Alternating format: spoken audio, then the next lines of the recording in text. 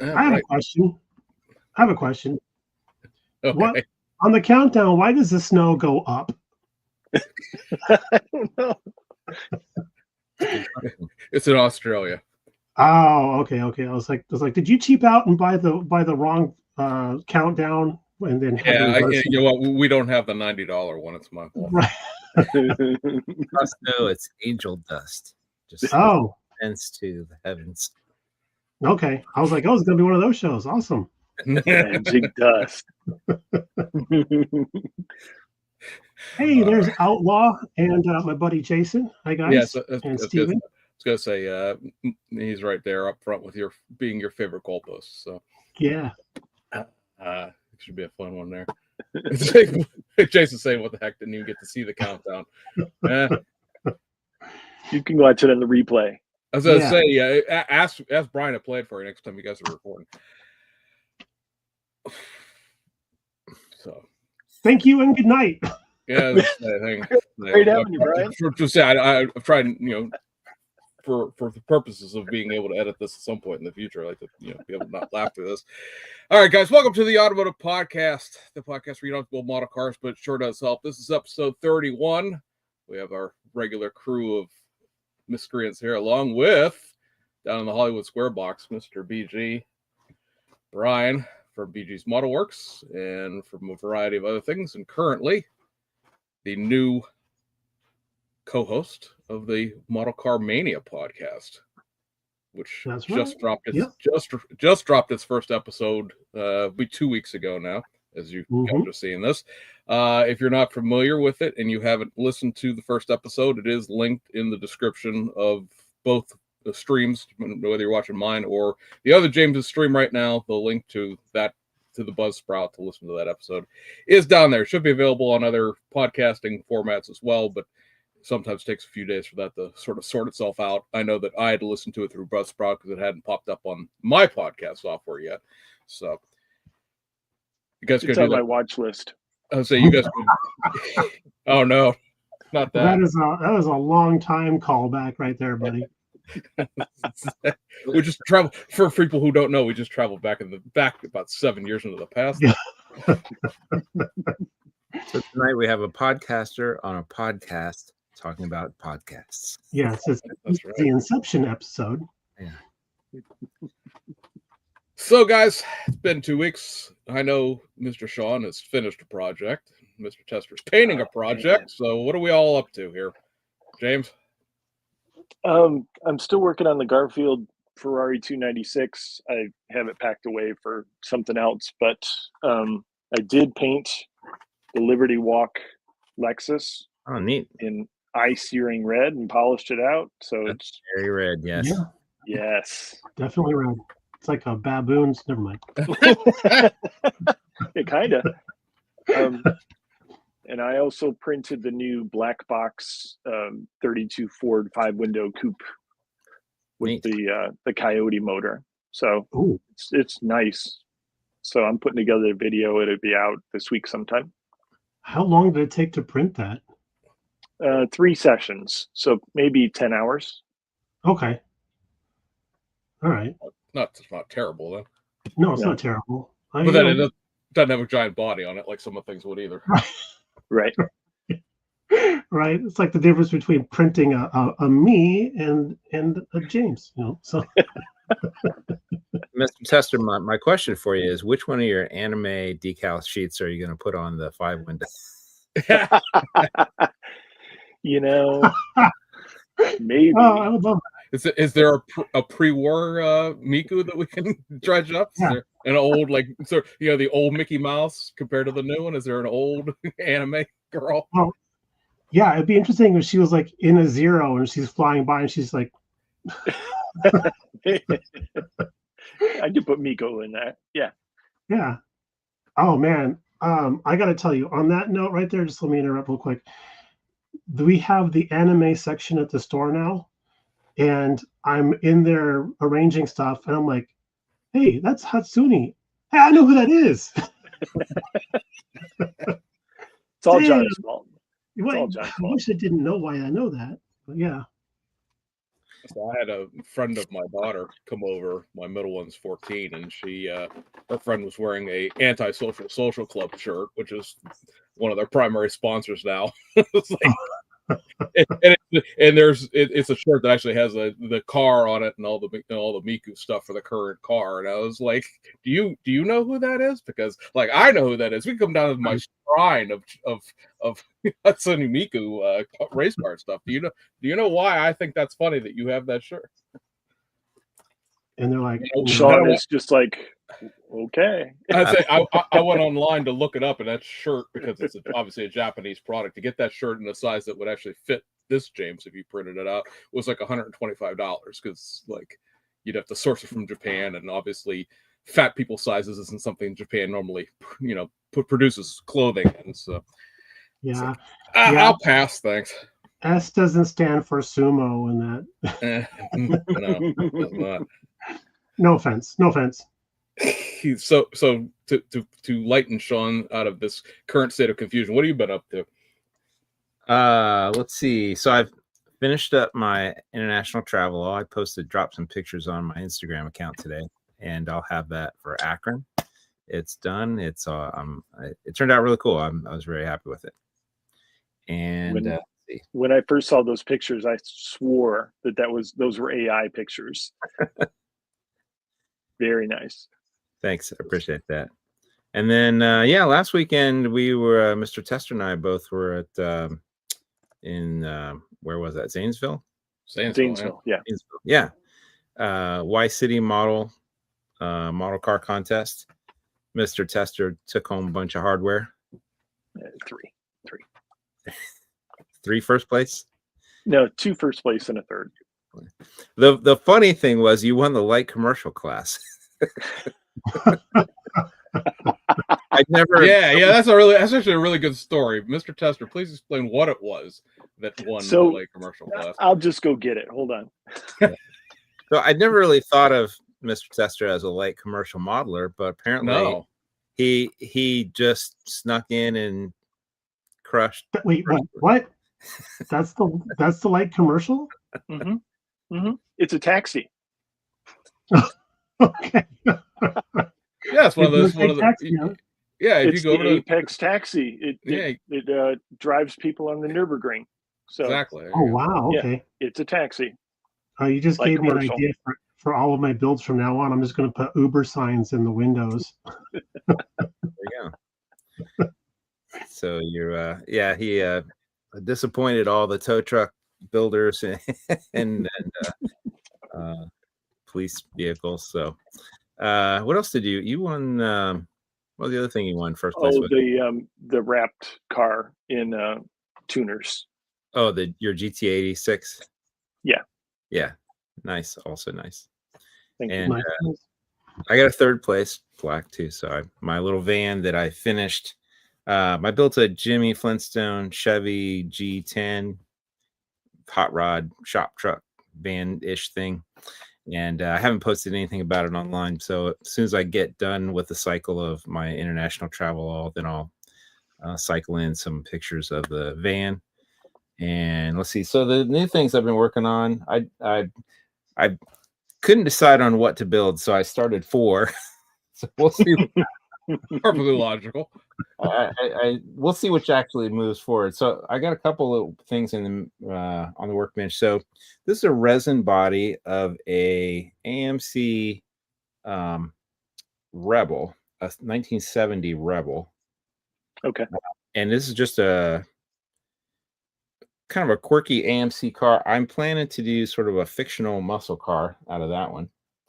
And I'm also got a altered wheelbase 61 Dodge Gasser, which is really Gasser.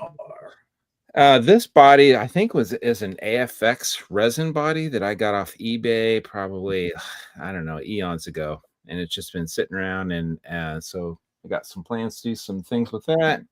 And then I got some nice mod top Mopar decals from our buddy Frank back at the NNL East earlier in the year. So I've got some plans to build a couple different mod top Mopars. So Something that never existed, I'm sure. Yeah. So we'll see. I'll keep toiling away on those, and then I got a couple other things in the mix too, but I'll save those for. There's a couple things I'm building for NNL East next year, but I'll kind of keep that under wraps till then. Okay. I want to get back to NNL East. I want to get back to NNL East so bad. It was a good time. It was. That was great. It's a long ass day. And then it's over. Yeah. And then it's just bye, go home, thanks. Yeah. So before we delve into what Brian's been working on, here is the travel all. So I kind of expected you to hold it up, so I didn't have the picture saved. So yeah, I've got it in the kind of packed up there, so I don't have it handy. But has that got like a wood panel down the side also? Yeah, it has a wood. I made my own wood paneling decals. Nice. I like that. I swear, Sean, I'm going to bring the printed version just so that people can see what you started with, because that's nothing like what I gave you. Don't you hate it when somebody takes your trash and turns it into something beautiful? Yes, do you sir. Remember the car we were calling Pinky? Yes. I remember. Yeah, and I turned that into the car looks like a Zero. Mm-hmm. And it came out beautiful. And my friend Joe in Southern California was like just gushing over it. So I gave it to him for Christmas. Oh, nice. Yeah, and I'm like, yeah, this has gone from James Tester to me to Joe Neff. Awesome. And I was like, you just need to pay it forward in your will to somebody else so it makes the rounds. Yeah. Scale model outlaw. Yes, that is a Coach Builder print. Oh, he knows his prints. Mm-hmm. Formerly known as prints. I was going to send a picture, but I can't find it fast enough. Let's cut to a commercial. I'm just kidding. This is to say, hey, no pressure, no pressure.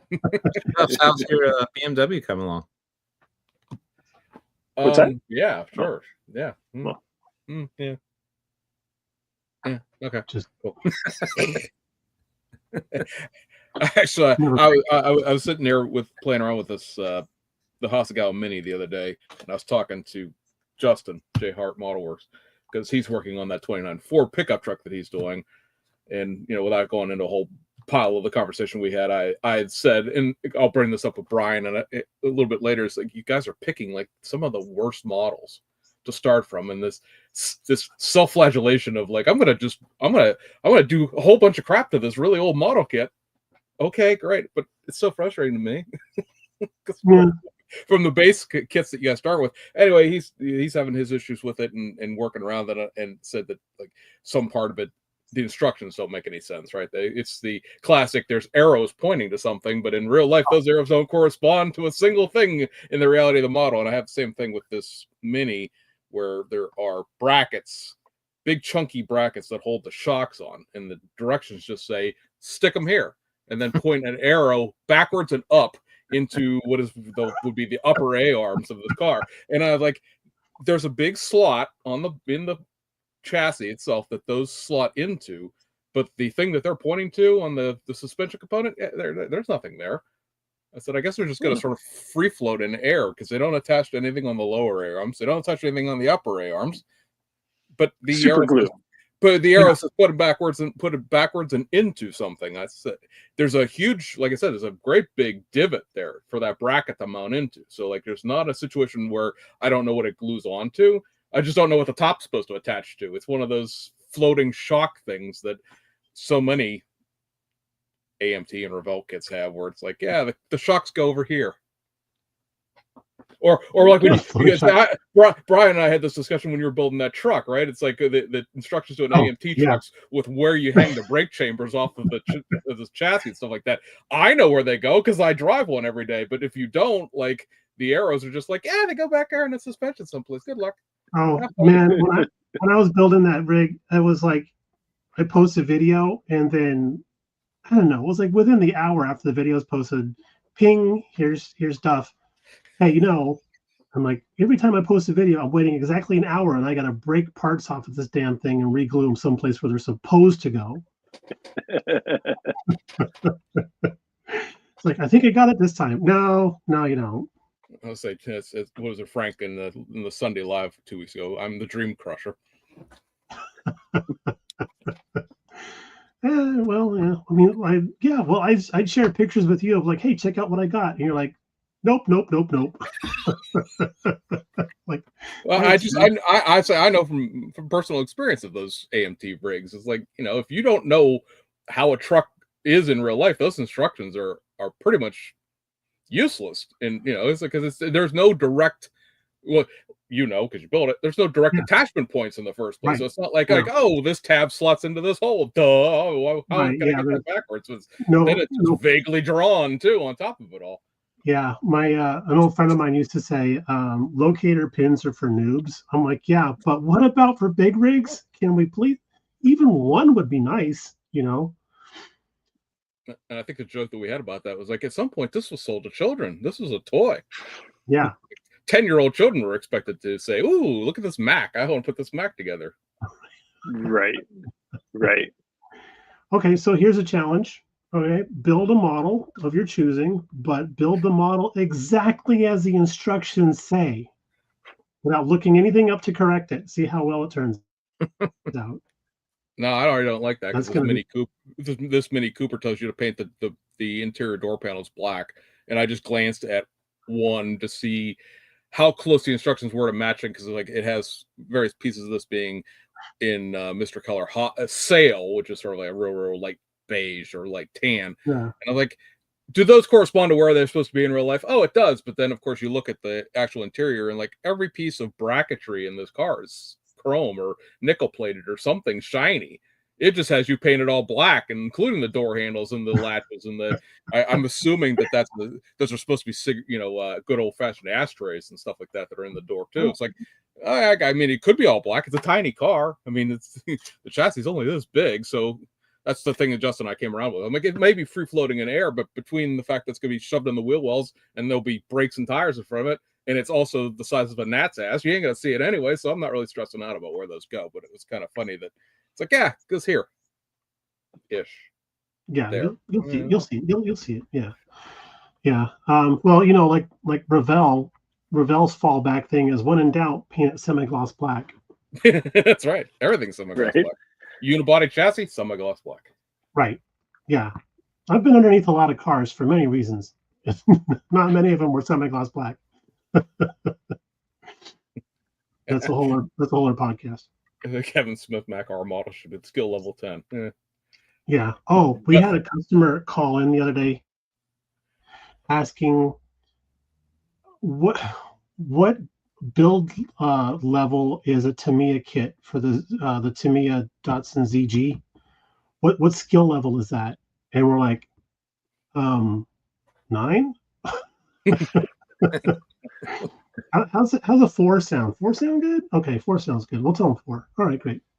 And then Denise, Andy's wife, is like, the higher the number, the harder the kit. Yeah. So she's like, okay, cool. So now she's just going to tell everybody a ZG but it kit fits. It'll fit. Yeah, it'll fit. There's more parts. That's all. You don't have to chrome plate anything, because all the window surrounds are, those little separate chrome pieces. So you don't have to worry about bare metal foiling the window surrounds. That's already 5 points off right there. I just wish that they had better wheels and tires in those things. The staggered Watanabes would be perfect. But no, they give you the little, I don't know, it looks like a mashed pea or something like that stuck in the wheel covers. I agree, but also those are the stock wheels on a ZG. So you ever notice on the ZG box art for the Hasegawa kit that the wheels are actually photoshopped in? Yep. They've done enough of those now where it's like, right. I don't know, that's kind of drawn on there, I'm gonna say. The car that's actually the original box art has the Watanabe wheels on it. Yeah. So they came back and fixed that. It's like the if you look at really closely at the regular box versions of those Hasegawas versus the yellow one that has the ZG nose on it, or the blue one that's the Datsun. Same thing. They've sort of photoshopped the left-hand drive dashboard into it, because we're not redrawing an entirely new box art just because we threw the dashboard into the rally car that then begat you a civilian version of it. Just airbrushing. Well, we are talking about the company that resin, was it Resin Spoiler, all the things? Resin Girl, all the things too. Resin Girl, that was our shtick there for a good long time. Was, what is it, Brian? Resin Girl, all the things. And they're still doing that too. All the things. Resin spoiler, resin chin spoiler, resin, window slats for the rear window louvers. Love doing that too. I got a was it the Mazda Cosmo kit for a birthday gift several years ago. And I was so excited because it had the resin chin spoiler in it. I was like, yes, this is the current issue. And everybody's like, why is this so exciting? I'm like, you don't know, man. You don't know how awesome resin chin spoilers are. I got the base version this last time in Japan for 1,700 yen. I was like trying to figure it out in dollars. I'm like, that's like $12. You're just like, yeah. Tariffs haven't done us any favors with that, but it's one of the points that I like to make to people when they go into the whole tangent of, well, you expend and understand how expensive Japanese kits are. Now, if you source them out of Japan, and I know there's a shipping charge to this, but like the kits are $12 to $24. They're less than a great deal of American kits now, even with shipping in some cases. You get some of those Fujimi drift cars that they're kicking back out right now. Those are like $10 model kits in Japan. Like even with $14 worth of shipping, it's still only $24. Right. Granted, you have a mediocre Fujimi kit at the end of that, but still, it's not as I would say, for people who don't know, Brian now works at Andy's hobby headquarters, hence the shirt if you're watching this online. And so I that's one of the things I wanted to ask you about. So good point to start. So have you sort of got a new appreciation for the hobby, so to speak, now that you're on the business end of it? Because like that was always the shtick of my channel, right? Was like, know the business of your hobby business so that you understand why things are the way they are. Yes. Well, long answer, yes, with a maybe. Short answer, no, with a but.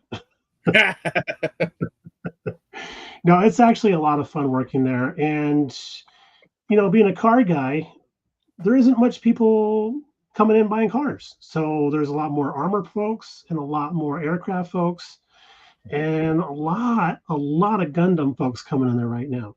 I mean, if we're selling kits, we're selling armor or we're selling Gundam right now. And then when that random weirdo comes in to buy a ship, oh, we have a party. It's like, yay, we sold a ship for $15, yay.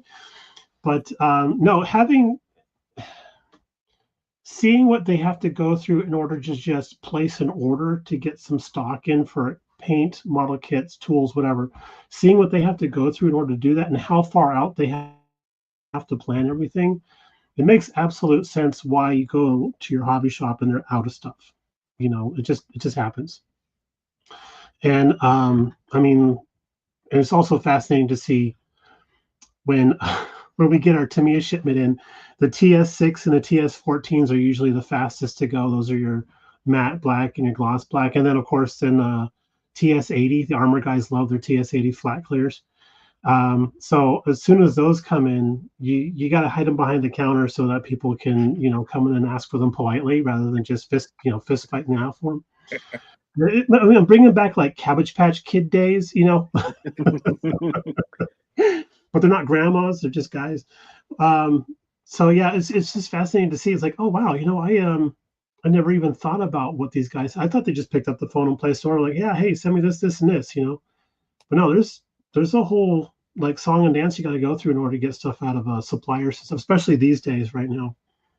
Luckily, the store actually has partnered with LSG, and they're out of Canada, and they do supply us with all of the Tamiya, Hasegawa, Fujimi, all that stuff, Oshima, all those car kits and stuff come from them, so we can get those pretty easily and pretty cheaply too. So those are some of the best price kits on the aisles these days. But they can't get the Mr. Hobby paints, and they can't get the Tamiya paints.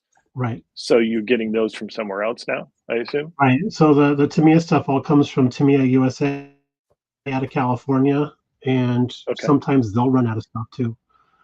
But Mr. Hobby, we can get. Okay, this is the craziest thing. Remember when you used to live out here and we couldn't find leveling thinner to save our lives? Right. Guess what? We have cases and cases and cases of now. But we can't get any of the other stuff. We can't get the Aqueous or the what's the other brands? Krios, I think it is. Okay. Having a hard time getting that stuff. So we just have a little bit of it over at the smaller store, as we jokingly refer to as Little Andy's, whereas the warehouse store is Big Andy's. So yeah, if you want to get paint and it's Mr. Hobby stuff, you have to go to the Glendale store, which is that way. And for our viewers who may not be familiar with Andy's Hobbies, where is that located? So we have 2 locations right now. We have one in Glendale, Arizona, which is on 59th and Greenway. And the warehouse / store is actually in Tolleson, which is 91st Avenue and Lower Buckeye Road. You can also find them at andyshhq.com.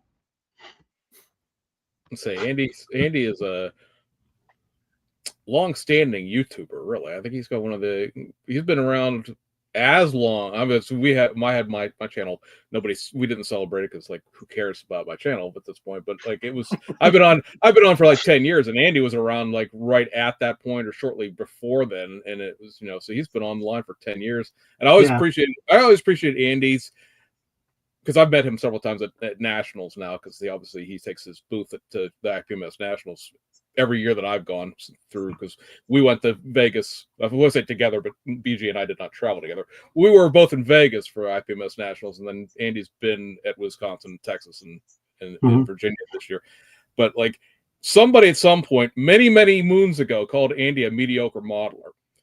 And Andy took that insult, ran with it, made an entire apparel line out of it, and then became a whole shtick. Like, I appreciated Andy's ability to run a business. Like that guy, if nothing else, is a very shrewd businessman. And he's actually really as nice as he is on camera. Oh, I know. I like from talking to him in person, but I just love that. I was always like, "Oh, you're gonna insult me? How about I make a shirt?" Yeah. I appreciate that. I mean, if I could turn all the insults I've ever suffered into shirts, I'd have a complete wardrobe by now. Well, he finished this M3 half-track 16th scale thing, so it's a monster thing, right? And he brought it out in a case and put it on the counter to display at the store. And I'm looking at the case, and he's looking at it, and I'm like, wow, you did a really great job with the weathering. And I said, dude, there is nothing mediocre about this. And he did this like really slow look up, like that. And I'm like, huh? He goes, I'll be in my office. I'm like, whoops. I'll say the other thing about Andy is the fact that now he has 2 stores. And for people who don't do a lot of the stuff at the military range, like Andy has teamed up with DOSWorks and TACM and a couple other companies, and has an entire line of model kits branded as the Andy's Hobby headquarters. 1/6. I think they're all 1/16 scale, but like there's a whole bunch of World War II armor on both sides of the war, and I think there's the half tracks, not a half track, but the what is it, like an M110 or something like that. That's a newer sort of armor piece that TACM did that he has a copy of as well. Like, there's only one other hobby shop I know of that has their own product line, and that's Domino in Belgium that owns bell kits. Like, to be a hobby store that makes enough money, for just lack of a better way to look at it, to have their own product line, that's really something. Yeah, that is amazing. And he's doing really well with it. They're talking about working on another 16 scale model, but that's all super hush hush. They haven't talked about what they're going to do. Oops. But yeah, right. But they haven't mentioned what they want to work on, but they do want to do another one. So they just want to keep that going. So I think that's pretty awesome. I'm like, so when are you gonna hook up with Tamiya and start getting some Andy's Hobby Headquarter car kits? He's like, I'll be in my office, you know. If we've learned nothing else in this conversation, Bryan sends Andy to his office all the time. Yeah, right. Yeah. Yeah, I get pretty much the same feedback from our local IPMS chapter when I'm like, hey, how about adding some more car categories? Huh? Hey, how about that? And they're like, yeah, go wait in the car. Oh, okay, great. So, yeah. I don't know if you guys know that I'm a head automotive judge for the IPMS out here now. Ooh. I say that would be the Model Zona, right? Yeah, that's the Model Zona here coming up on November 1st. Sweaty palms time. Yeah, so it turns out that the Spirit of Speed show in Pomona is the next day. So we're probably not going to have a large turnout. Yeah, I remember it was a big show. Yeah. Have you ever had a chance? I don't think you ever had a chance to go there. I never got a good chance to go, no. Okay. Well, you know what? There's room in the car. Okay. Yeah. There's a seat open in a Subaru that'll be leaving at 5 p.m. Saturday night. Okay.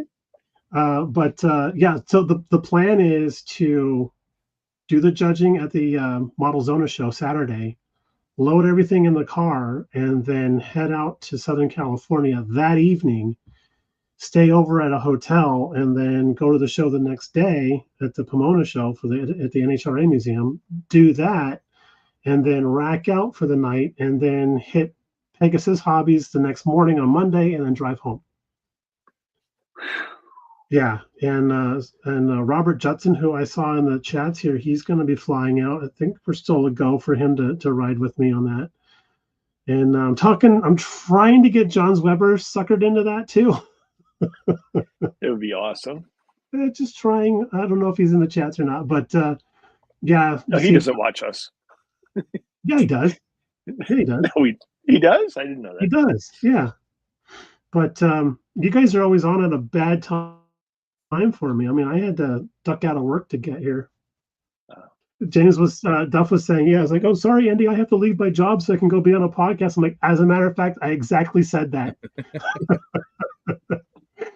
Because you'd reached out to me about being on, and I was like, oh yeah, here's some dates, and you picked one, and I was like, oh, that's cool, because I had heard through the grapevine being this one here with his comment about holding things above your head while you're judging, that there was going to be some upcoming activity with you guys. Yeah, exactly. Where's your flashlight?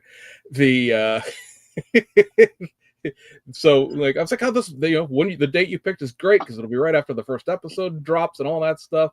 And I'm like, he does realize there's a 3-hour time difference, right? It's going to be like 5. Well, and now you got this like actual job like yeah, 8 o'clock works for you. Hey, well, being a house husband is a job, especially for Mrs. BG. Prior to COVID, you had you're working out of your house on with the other job that you're working there. So right. Like, but you obviously made your own schedule with that. So I needed you at 5:30. That wouldn't have been a great big deal. But now you have a job where people expect you to show up and clock in. This job is so much easier than the previous job because it is not easy being a male escort while working out of the house. That's right. You got to vet. They got to come during COVID, right? During COVID, yeah. Masks for everybody. So yeah. Yeah, people ask me, like, oh, you're a house husband, huh? I'm like, yeah, I was house husband. Like, well, what do you think? I'm like, well, actually, I rebranded myself as a house gladiator. I was a domestic gladiator because at the end of the day, I was waiting for this. Yeah, that's my story. There's no way I would trade jobs with my wife. That's a hard job. It is. And what's crazy is it's like, oh, I'll go do some yard work now, right? So you go out with the string trimmer for 4 hours, cutting down the weeds in the backyard, and then come inside. I think I'll do some modeling, but you haven't used the string trimmer in 2 months, so it's like my arm's dead. I can't hold anything, So yeah, fun stuff. I have to cook some dinner now. Yeah, right. Well, do you remember our build nights? where I get a phone call from Linda and I'd have to excuse myself from the table for an hour while I go heat up her pizza. Yeah, I miss those days. Those were gold, man. They were gold. Yeah. Do you have that picture I sent you? Are you able to share that to the... Oh, let me send it to James. He's the one that... Okay. Yeah. Pop back into Facebook here so I can receive it. So what, Bryan, what else? I mean, the channel's been a little quiet because obviously you've been very busy. What are you, what are you working on? Okay. Well, I am working on, I'm taking some time off of doing group builds so I can work on the Shelf of Shame, which is just up there. Because I want to get some stuff done that we never got finished, like our 70 Oldsmobile Tornado from Johan. Neat. Wow. Johan. Yeah, this is Splash Paints Olympic Gold with their 2K clear and a pretty snazzy polish job as far as I'm concerned. I think that's cured by now. It's been about 3 years. It's been 3 years exactly, as a matter of fact. Yeah. I was testing because Chuck was wine. Chuck was telling me, "Oh, you got 2 weeks. 2 weeks on a clear coat, and then you'll never be able to polish it." I'm like, "I'm gonna go 3 years, and I'll prove you wrong." And then we have what I consider to be the worst box art ever for a model car kit. This Fujimi Porsche. Oh yeah, it's going in a racetrack, and we took it in the rain, so yeah. Oh, it's the only picture of it that exists. And I think it's a Polaroid. But this guy, we got our final coat of paint on him yesterday. The lights are making it look a little pale. I've got my hands in the way. So I got the final coat of paint on there. And this is just Rattle Can TS, 35, I think it was, part green. A little bit lighter than I was hoping it would be, but I've had so many issues with just doing the body work on this guy that I'm decided that it's good enough. And then we have most of the chassis done. No engine. It's just a little pan on the bottom. Shit, that's done. It's basically done. I just got to fit the rear piece on there, and it doesn't want to fit on very well. So I failed to check that out first. When I was doing my white glue mock-up, everything went great, and now it decided to change shape. So there's that guy. I got a NASCAR someplace, and then this guy, the 66 Malibu, which has been on hiatus right now. We're doing a twin turbo, and we're calling this one the Maliboosted, but we got Iceman's front clip in there. Ooh, Malibusa. And we're using the kit suspension. I think that'll work out well. I like the stance that it has. Yeah. So it's gonna look great. I don't know what that is. But, yeah, we're using the LS twin turbo engine in that one. Nice. And this is the front clip that we're using. Well, we actually had to slice that down the center and take out 5 millimeters to narrow it up, so it would fit in there and everything. Well, the front wheels have such a wide stance, so we had to narrow that up so we could get the wheels inside, because I did not want to flare the fenders.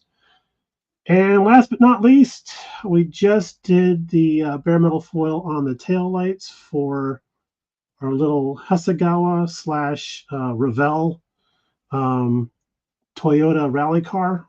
Definitely not a Tamiya. Thank you, James. But yeah, so I just clear coated the decals since they're like 20 years old. I clear coated those the other day in the large spray booth, also known as the garage. So I think those are cured enough now. I can start decaling it, but I was really nervous because I did the decals on the seats for the what do they call it, seat belts. I freaking hate decal seat belts. I wish they had just not done those and then put in some actual photo etch or whatever. But they were breaking and snapping every time I tried to position them. So I'm like, okay, that's really a good sign of I need to actually clear coat those decals. Would you because there's a lot of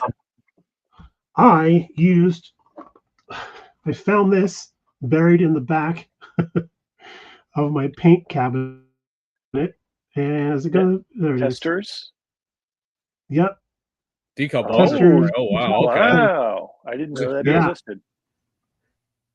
I sprayed this, and I almost had to call in sick to work because I'm like, I don't think I can see straight anymore.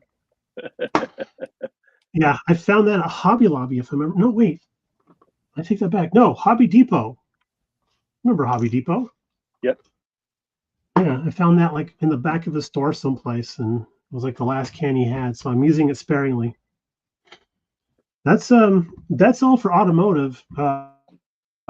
If you want to move into the world of Gundam, I got some of those on the bench, but you don't need to know about that. Nobody. Those aren't real models. Yeah, right. No, actually, as a matter of fact, at the there we are. So look at those kids, right? Yeah. So there's Mrs. BG in the background, and then to her right is James, and of course, and then there's John's Weber over across the table, and then that's my nephew Jake peeking his head in there.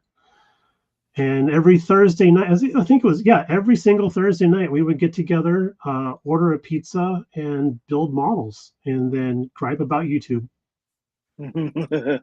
That's a 1940 Ford, James. What in the world? Yes, it is. Yep, very good, man. That's the original USAC build. Oh, yes.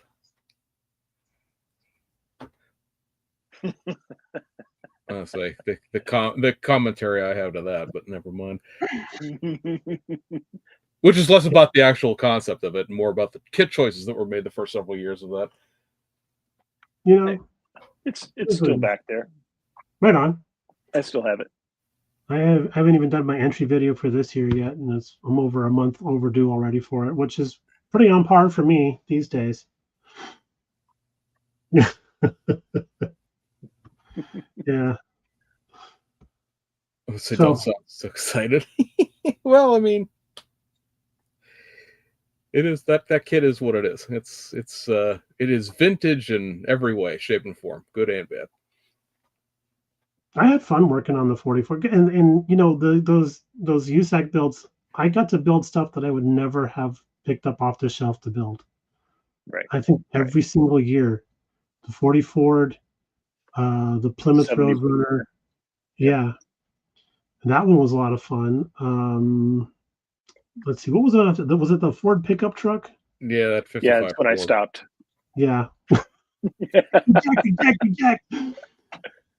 Yeah, no, I okay. Did you guys? I don't know if you heard about what happened to me. I had a kit, and I had done pre-assembly and discovered that the bed was warped and stuff didn't fit together right. So I tossed it on the shelf, and I got a second kit because, like, just then Andy had gotten that gigantic, like, used kit. Yeah, the 3000 kit thing, right? So there was several of those models there. So I went back and bought another one for $20. And got it home, opened up. Yep, this one fits together perfect. Okay, cool. Set it aside until I get a plan in my head of what I wanted to do.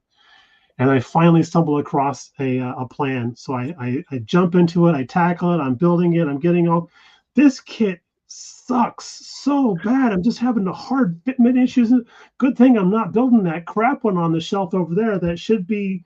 Why is there a hole where that's supposed to be at? Oh crap, I'm actually building the crappy one. I need to label stuff. So yeah, I ended up building the crappy one. So now I have a nice one still sitting on the shelf that I might actually do a good job with someday. Someday. Oh yeah, this is all someday. Linda's Your friend room is shrinking there, Brian. Just saying. No, I'm just getting bigger.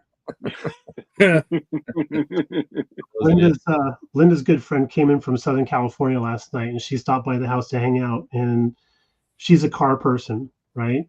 Her friend Kelsey, and she comes into the room here to just see what the space is like. And she's like, "Oh my God, are these all unbuilt?" I'm like, "Yeah."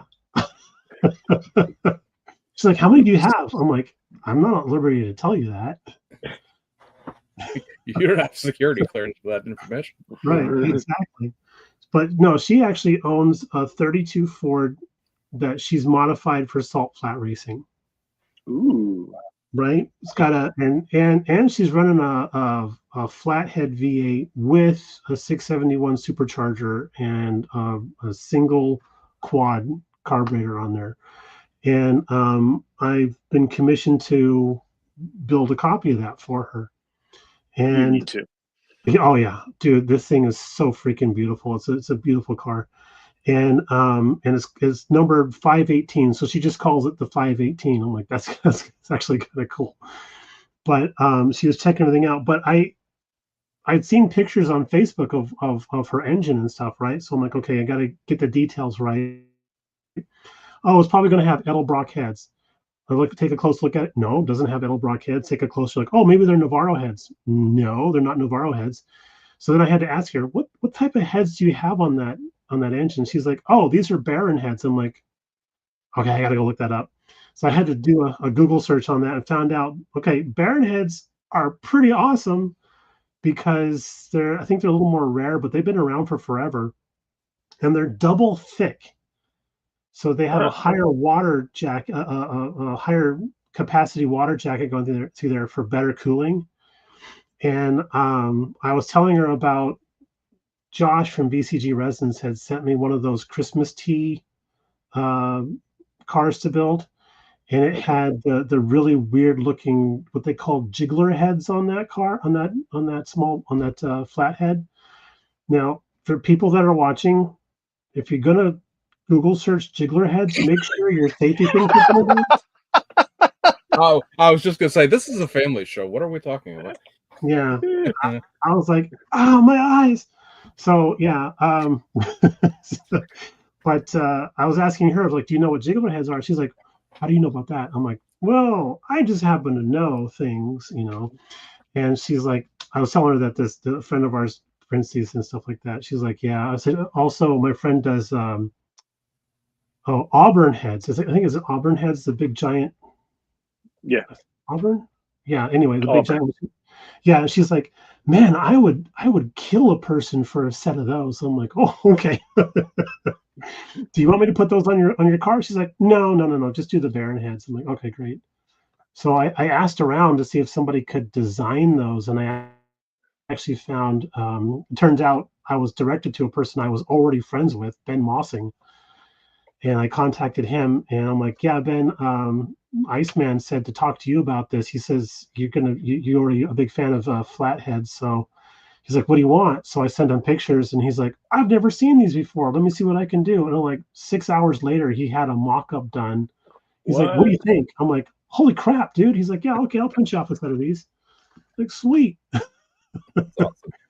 So yeah, it's really awesome to have those kind of connections in the community where you can just be like, hey, do you know anybody that would be able to? Yeah, I think I know a guy. He might be able to put you. So it's just like in the real car world. It's like, hey, know anybody who can polish a set of heads, Yeah, I think this guy will do it for you, Take a case of beer and your parts and see what he does for you, So it's just on a much smaller scale.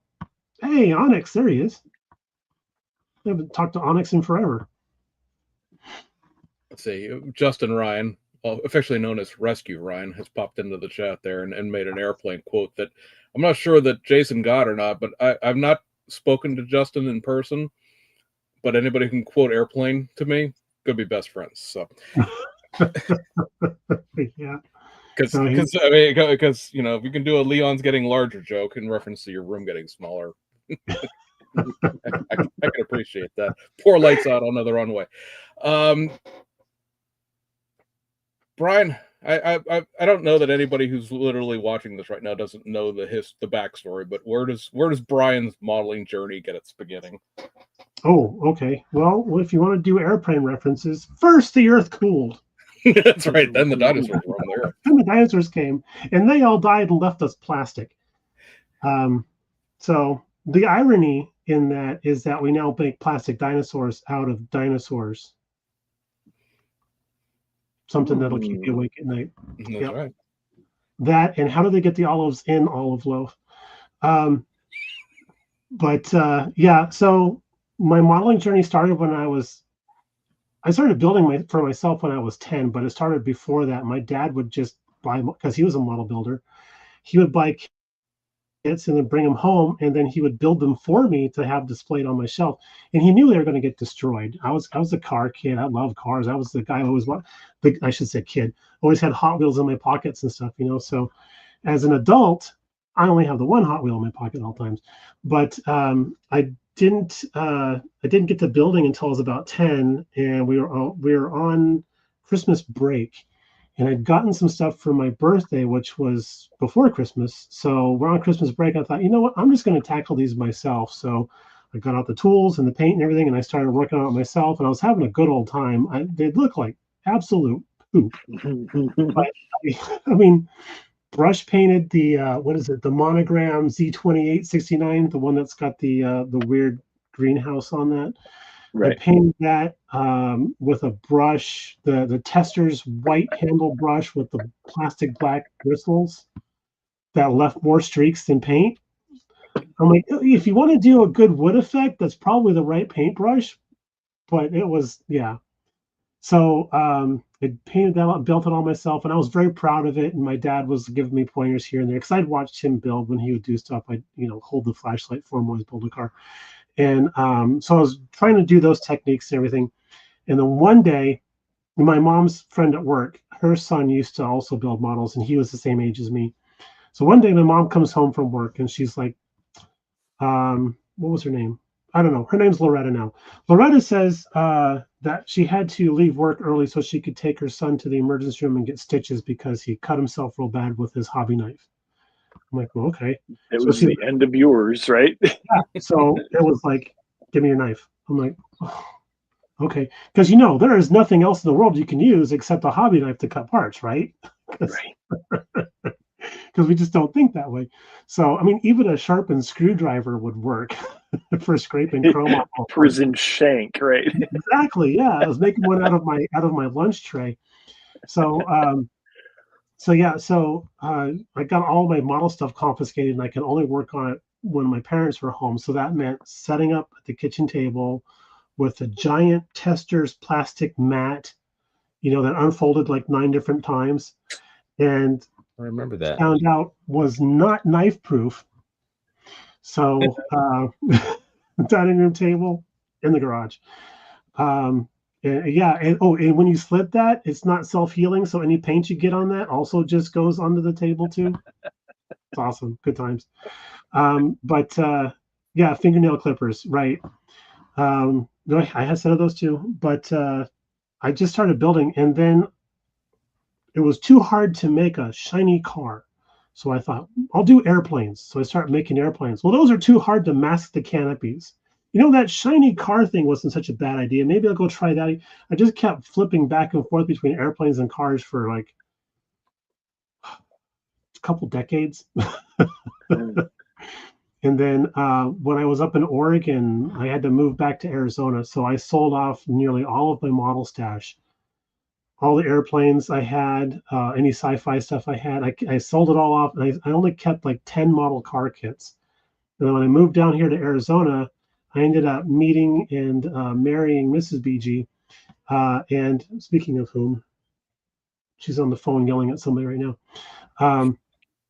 Maybe it's the cable guy. So got this awesome hobby space because we had a 4-bedroom house. Technically, it used to be a laundry room, but somebody at some point decided to make it into a bedroom, so they moved everything out to the garage.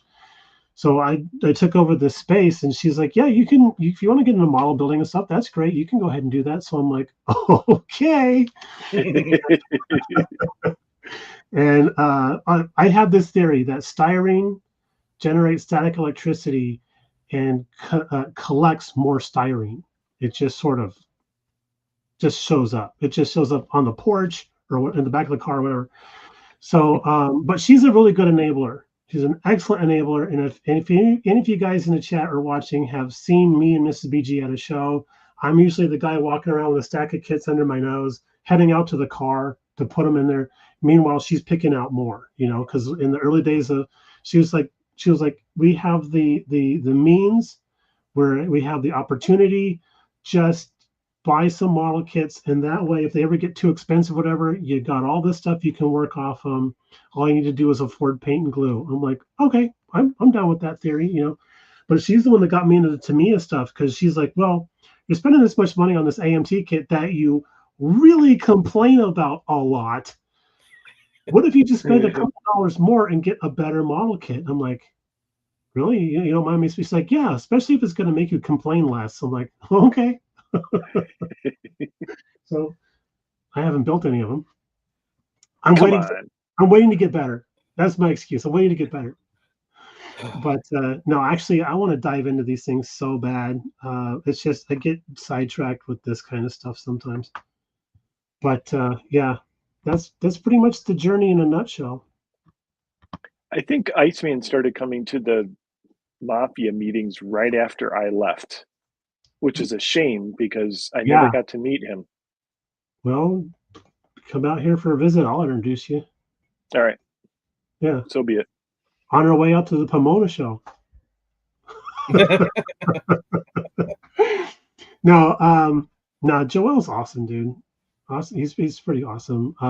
As a matter of fact, on my way home from work, he's exactly halfway on the way home from work. So sometimes I'll text him and I'm like, hey, got anything going on? He's like, no, I'm pretty quiet tonight. How about you? I'm like, me too. Okay, if I stop by, sure. So like, yeah, right on. Great place to stop off and use the restroom. But it's sometimes I get to shop his store, and he's got a gigantic closet with this wheelie bin that's just got trays all over it, both sides, and it's just parts, right? And then he's got pegboards, and all of his engines and stuff are all pre-bagged and just on these pegboards all around his room. And then I just go and I'm like, do you have a? He's like, yeah, I got 3 of those. Which version do you want? I'm like, I like the middle one. Okay, there's the middle one. So I build up a little pile, zell him some money, and then head home. I have this theory. Can he cure his stuff outside? Or does he use the UV? I haven't seen him doing anything like that, but I mean, yeah, where's the best source of UV light at, right? Right. Arizona. Yeah. Right. Yeah. All of outside. 300 days a year, right? Yeah. We got so much. 95 degrees, getting chilly out there. Oh my gosh. Yeah, we had a lady in the store the other day. It was 85 degrees and she had a jacket on in the store. I'm like, probably stealing stuff. But that's just back to my liquor store experience. That's all. That one person walks in, it's kind of like, narrow the eyes. I'm like, all right, I'm going to keep an eye on that one.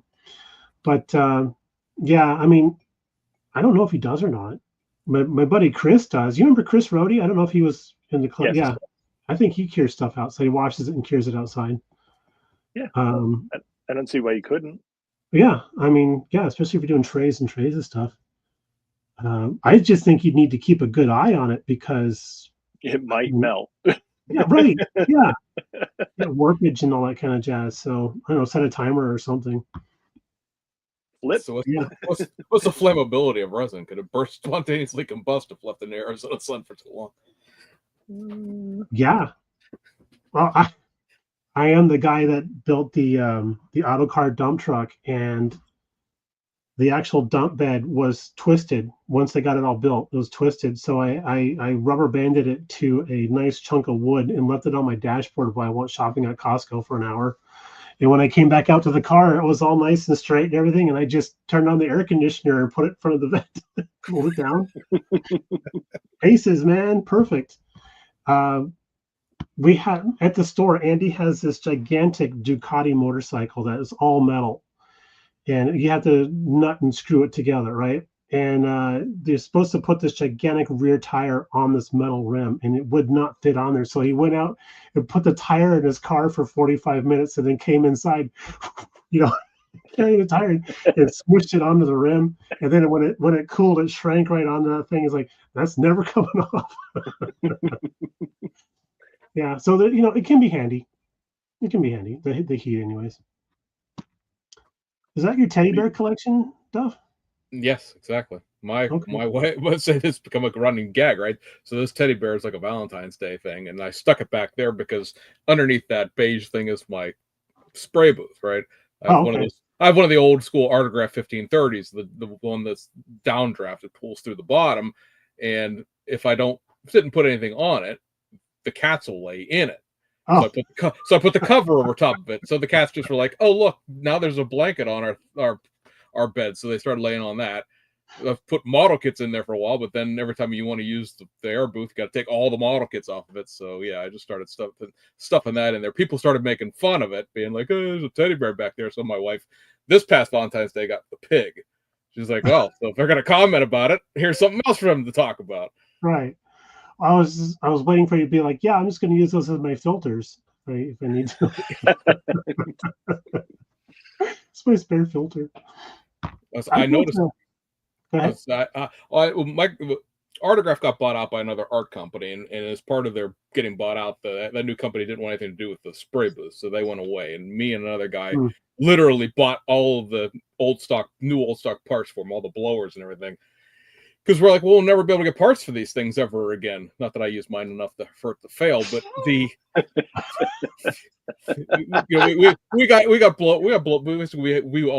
got a whole bunch of the pieces and parts for them. They're designed to vent like out into the room, right? You're supposed to use three levels of filters, including like an activated charcoal one.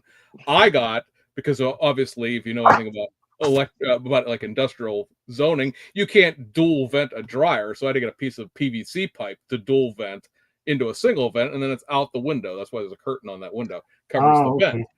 And it's like, cool, I have this thing. I guess if it ever breaks, I'll get one of the paste booths that everybody has, because I like having, it's 1530 is the measurement. It's 15 by 30. It's huge. I love having that big of an area to spray in, and paste makes a giant booth too. I went online looking to see if I could find the filters, because they used to sell there's like a top filter. It's very, very thin. I could probably go to Lowe's and good Lord, dude. Let's say it's like a 15 deep by 30 wide.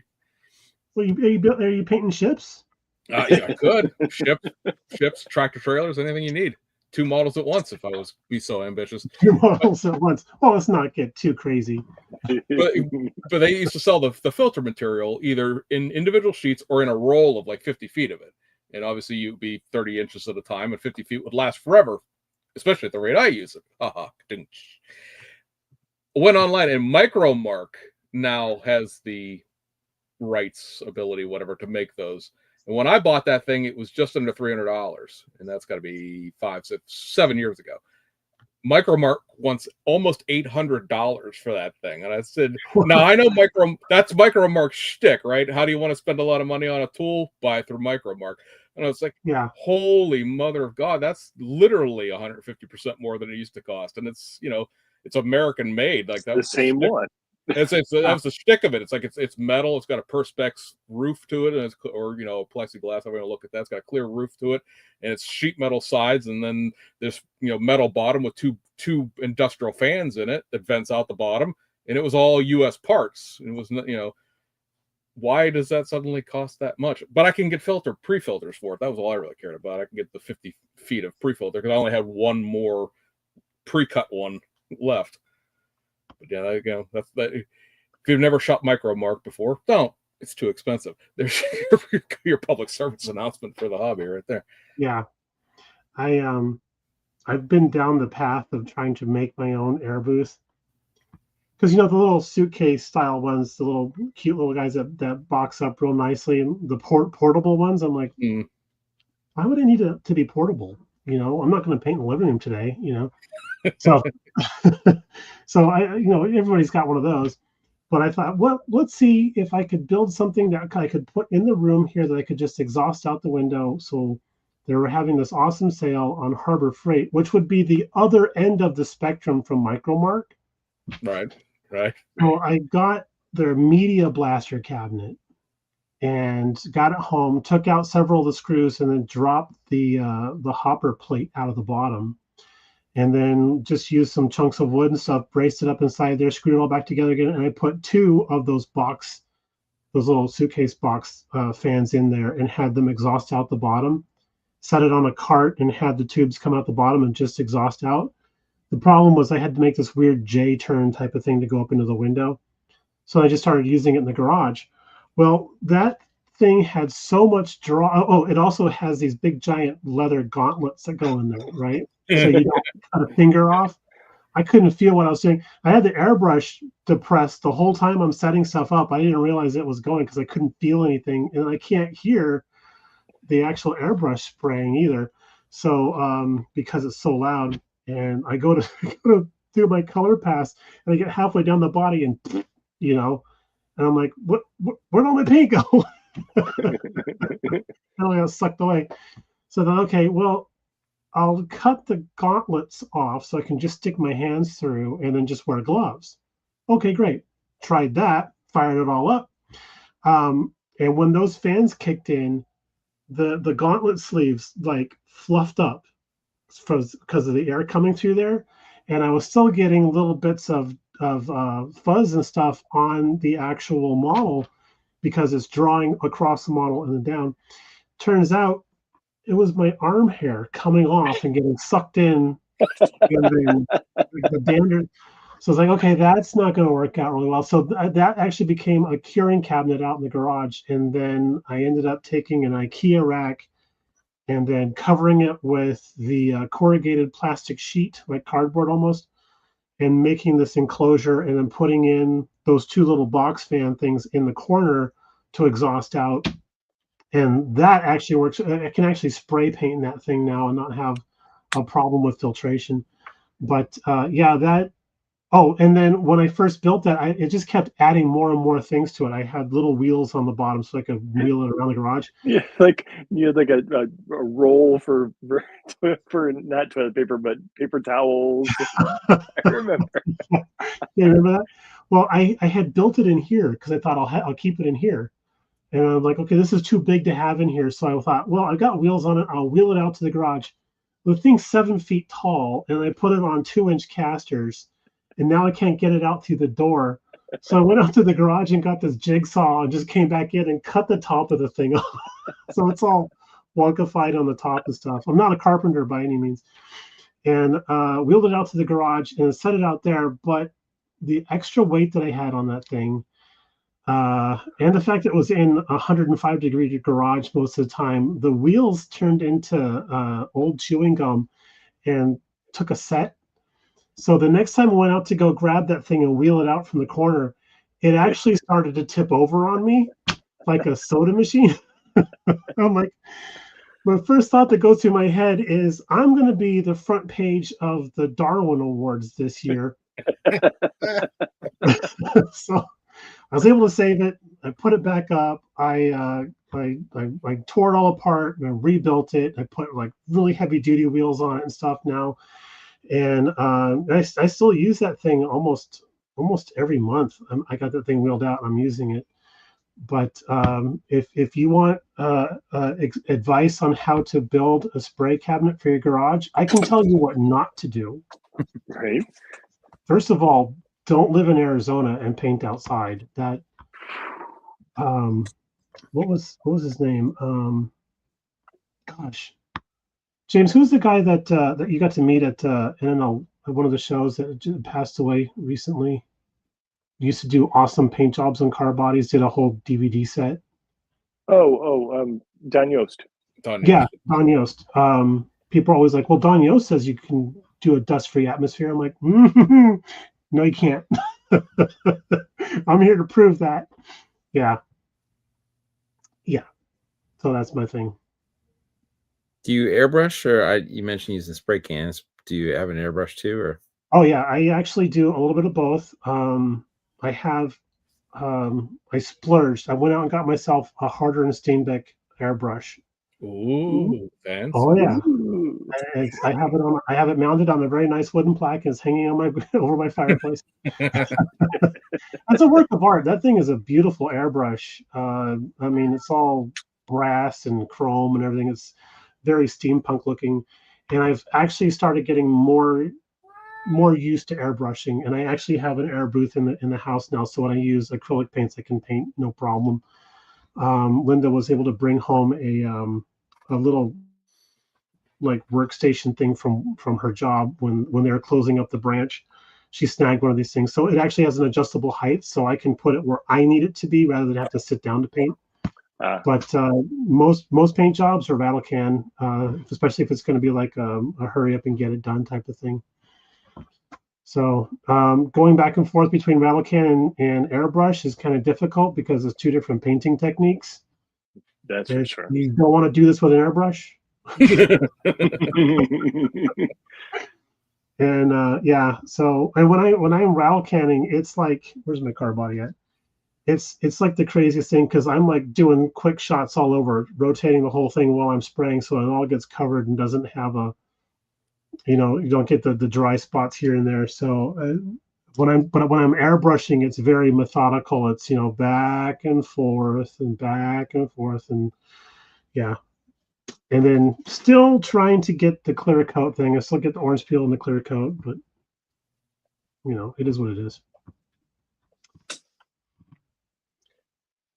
Sam doesn't come down and visit anymore now that John's gone, right? Nope. No. Sam from Splash Paints, sorry. Right. Yeah. Now we have been in Oregon and got a chance to hang out with him. Okay. And I was begging, it's like, can you take me to your shop and show me what you? No. Oh, okay. Just straight. No. Like, all right. I'm not going to sell your secrets. I promise. I just want to see the paint setup. No. Okay. But yeah, no. Sam still hangs out with John because he was at Nats in Wisconsin. Flew to Minnesota, and John drove him over in his BMW. Well, I bet that was a fast trip. I imagine it probably was. I was walking. If you've never been to Madison, Wisconsin, it's a very walkable city. Everything is like right in downtown as far as restaurants go from where the convention center and the host hotel was. And so I'm just walking down the street going to get breakfast, and they come hurtling down the road to go into the convention center parking lot. I was like, "Hey, John's here." It's like, "How do you know?" I said, "You almost ran me over." That's how I know. He got like is it an M4? Yes. Yeah, M4. Yes. That thing, we used to joke because when he would leave build nights, he would wrap it down the street and then make a right turn and get on Alma School and head down to the freeway. And of course, it's like 10 o'clock at night. So he would punch that thing. And like that car did not sound good to my ear until he got up to 80 miles an hour. Otherwise, it just sounded like a twin turbo tractor. Probably not really that far off, really. I'm probably going to get a text here any second. What? But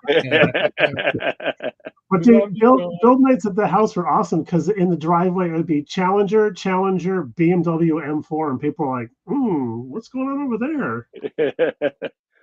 Oh, nothing, just drugs. We're filming Fast and the Furious Part 11. Don't mind. Right, exactly. So let me get this out of the way before I turn it over to anybody else who has questions. You've been on YouTube, I think, listening to the podcast for 7 years now. Yeah. So you came on 3 years after I did. So that's how we became friends, was through, as you point out, me coming through and correcting you all the time. And so I just wanted to say, because I don't think I've ever told you this before, that in those 7 years, you were one of the people that I've been sort of most proud to know because I've actually seen you improve over those 7 years. Well, thank you. The models that I'm not saying the models you made in 7 years were crap, but like I've literally seen you significantly progress over the course of the years. When you came on YouTube, it was right in that sort of crux of the argument of like, you don't have to improve. You could just stay the same forever and blah, blah, blah. What was going on in the background of the YouTube community at the time. And it was always sort of a silly thing to me because I was like, what other hobby would you be in that you wouldn't try to get better at? It's not like you go, I'm going to go play golf and suck at it forever because walking around in the heat isn't bad enough. Let me be really bad at it too.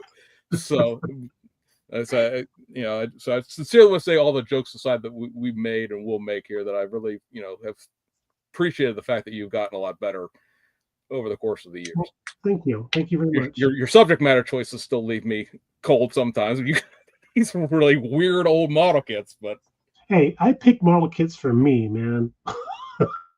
I just, because you guys touched on it again on your podcast, and we're gonna have the rest of them on next episode. And it's one of those things like, I'm not good enough to build that black box Tamiya kit. No, I'm pretty sure having watched you go through your progression for the last 7 years, you're good enough. You can go ahead and leave the $10 ollie kits alone now, and go ahead and build the good stuff behind you there. What's an ollies? Yeah, I know you don't know. We don't have those here. I've actually had to call people on the East Coast like, hey, I heard Ollies has a sale on such and such. Can you get me one? So they got the $10 kit for me, and then it cost another, I don't know, $19 in shipping. I'm like, I should have just got on Amazon. There was a point in time before Mr. Tester moved back to Ohio that I think it was when the Volkswagen Rabbits were getting blown out for $8. I had to go in there and shopping cart out a bunch of stuff for various people, including him. We don't have ollies in Arizona. Well, you're not missing out on a lot. Yeah, we don't think we have an equivalent to that here. No, I don't think so. The whole state's pretty much an ollies. So, well, what was the guy's name that always had the model kit sales out of his backyard? Oh, Bernie. Yeah, we'd just go to Bernie's house because he had everything. Right, and it was like $9. Right. Yeah, he's still doing that. Is he? Everything's $10 now. He's gone up. It's $10 now. $10 now. Okay. Thank you. I'm like, I know I'm paying $1 more per kit, but thank you for making the math easy. I actually scored from him the Meng Hummer H1 kit. What? Yeah, $30. I'm like, do you know what this is? He goes, yeah, I just don't want it. I'm like, okay. And then, do you remember that guy Mike the storage facility we used to go to over? Yes. Yep. So unfortunately, he's passed away recently. Okay. Yeah, but he was selling off all of the stuff. Dan Doan talked him into just getting rid of stuff, make some money, right? So Bernie bought the lion's share of his stock, and Bernie was just blasting stuff out. And every time we would go there, I was always trying to work Mike into giving me a better deal for the Tamiya DB7. Oh, right. The Aston Martin, right. Right, because he wanted $200 for it. Right. Got it for Bernie for $30. I'm like, all I had to do is wait. Just had to wait. Like, all I have to do is wait 2 years and I can get it from Bernie. Bernie's bargain barn. Yep. Yeah, Kevin, backyard in Arizona, the sales are early and not often. But yeah, I can't believe Bernie's still doing that. But we have a guy that's part of our club now. His name is Mike Chalawa, and he has a inside line to Mobius. Okay. And Mobius / Model King, right? So he'll be like, he'll come up to us and be like, hey, look, I've been told I'm going to get some of the Mercury Comets in. Who wants what? And everybody's like, I'll take a couple. He's like, okay, great. And the next meeting, he comes up with a list and a couple of cases, and he's like, okay, starts parceling them out to people. And I'm like, I want the tow truck. He goes, okay, I got a case coming in next month. I'll get you a tow truck out of that, And then the last meeting he had, hang on, I got to move a stack. Yeah, these guys. That Mobius took over the molds on, and I wasn't too into it until I saw this car here on the side, and I'm like, oh yeah, that's the way right there. So yeah, he's got boxes of these now. We were just at the Zanesville show last weekend, and there was a guy, as I was checking out, that was buying 6 of those. He just had really? Wow. 6 of them. Yeah. All the same style? Same, yeah. Okay. Yeah. I was like, wow. I'll say we are, for the people who will end up listening back to this in audio format, we're talking about the old Galaxy Limited Chevys that Mobius now has the tooling to.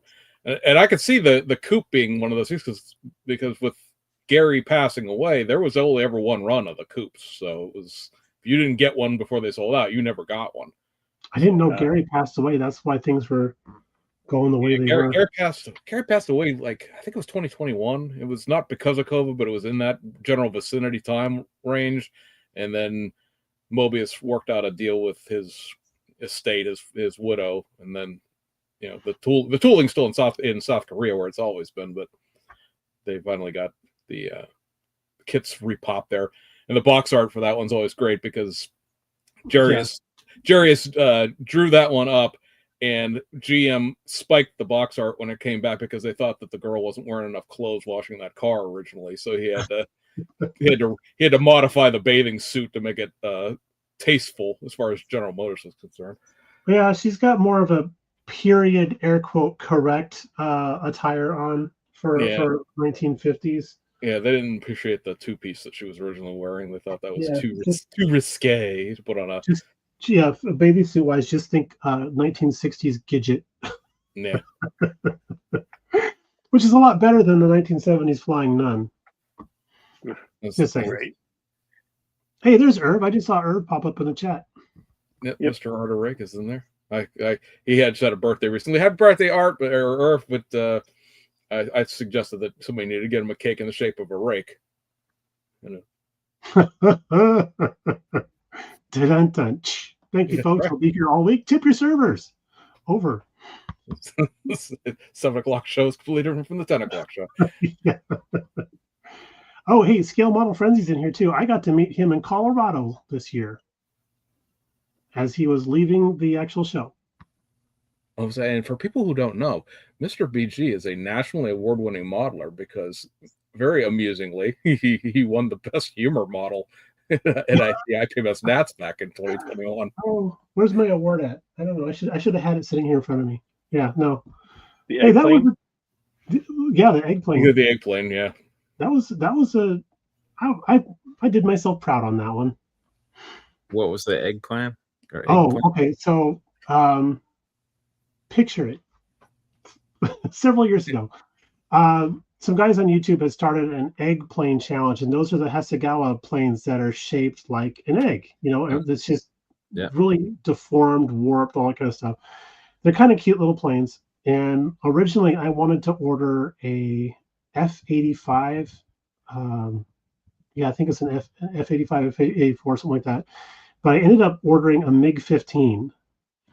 And I just clicked on the wrong thing. So I got this MiG-15 egg plane, and I'm like, I don't know what to do with this. I don't like MiGs. So I ended up just taking the plane and cutting it up so it looked like the shell had been broken, cut off a wing and just distressed it really badly, painted it up to look like the actual MiG. And then I went to an antique store that's not too far from here and shopped around. I wanted to get a skillet or something. And I found one of those little fajita pans that they would bring out to you, like at the Applebee's or the Chili's or something like that, with your flaming fajita meat on there. So I bought this thing for $12. And the old lady behind the counter, she's like, "Oh, are you going to make some fajitas?" I'm like, "No, I'm going to use this as a prop for a video." She's like, "Huh?" I said, "Yes, I'm going to make some fajitas." She's like, "Oh, okay, good. Well, how you bon appetit." I'm like, "Thanks."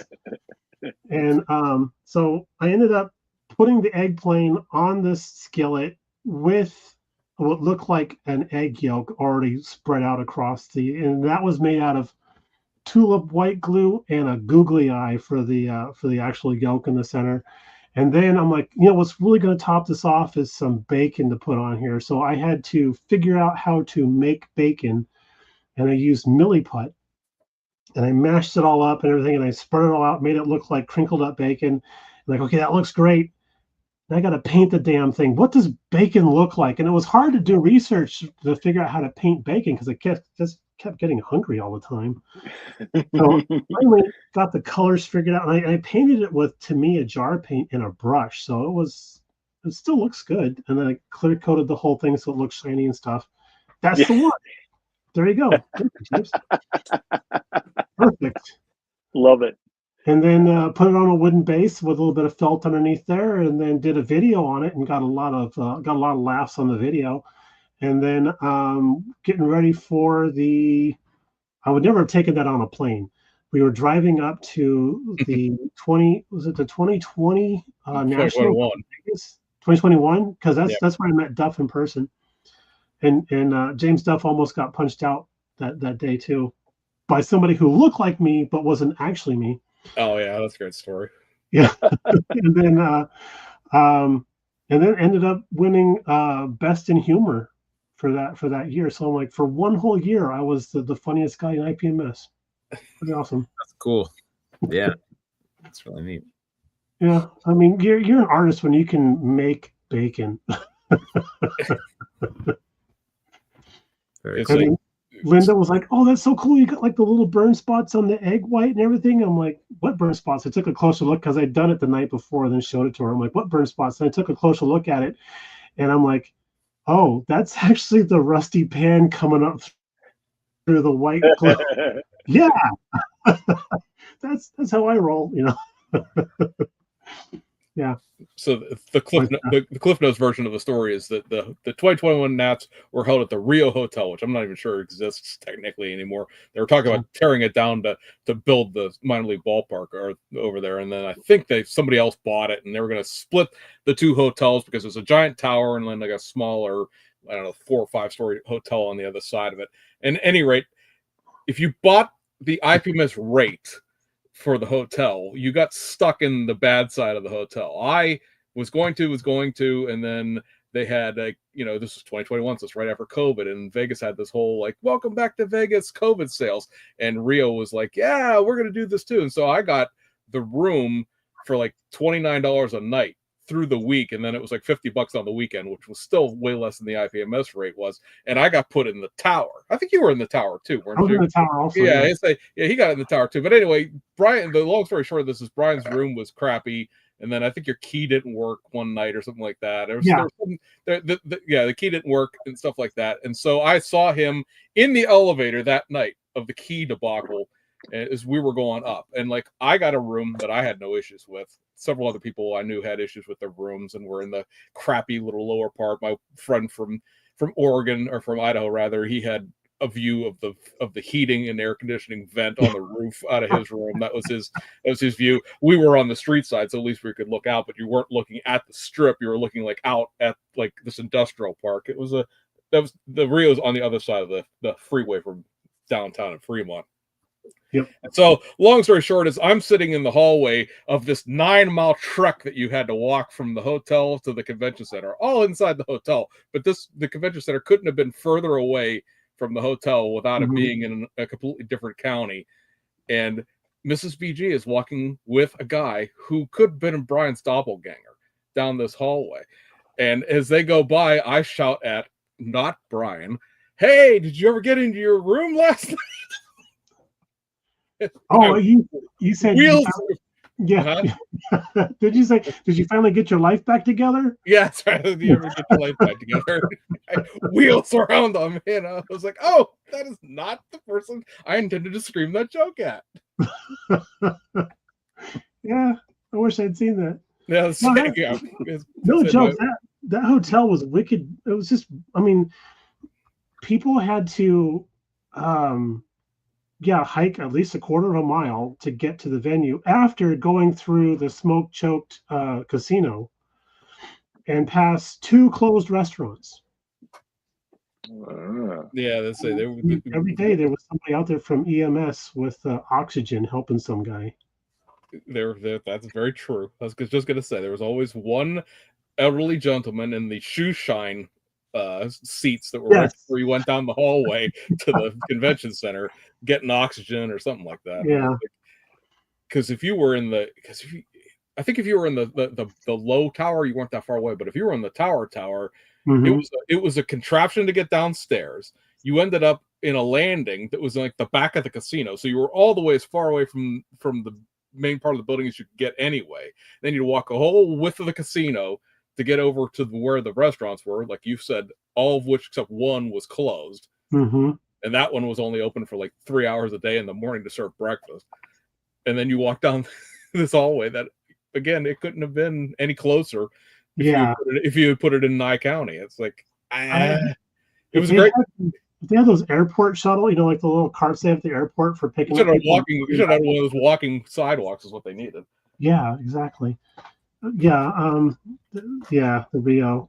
So we were in the tower, and the floors didn't start until like the 20th floor. Because we were like in bank, it had like 36 floors, something like that. So the bank that we were in, you had to get into a special elevator that didn't start until floor 20 or whatever it was. And we were on the 29th floor, if I remember correctly. We walk into our room, and the curtains are all drawn open and stuff. We walk into our room when we first get there, and we hear screaming, and the two sets of legs drop down. I'm like, holy crap. And the next thing you know, they're like, oh, the zip line is right over us. Right, from the higher tower to lower tower. So I'm like, I'm just curious. Like, I got to go see this. So I go over and I look out the window, and there's this line from one tower to the other across the roof of just flip flops and sandals. Yeah, good times. Did your room feature any kind of eccentric architecture? Because our room, I think we were on 33, had a window in the wall. Yes. Of the shower. They went from the bedroom into the bathroom, so you could stand in the bedroom and look through into the shower. Yep. That's where they mounted the movie cameras, I guess. That was a, well, I mean, not that I was there with my wife and it was the first vacation we had taken since before COVID, so privacy wasn't necessarily the first thing on our minds, but it was certainly a violation of any kind of privacy of a situation where you didn't want to, be viewed while you were taking a shower. I stayed in a lot of hotels in my life, and I've never had one that had windows. Yeah, that was an interesting choice. Definitely an interesting choice. And it was a portal about this big. It was just big enough to like stick your face in. So it wasn't like a big window or anything. It was definitely like a creeper situation. Yeah. Well, been married to Linda for quite a few years, and she's like, I'm gonna go take a shower.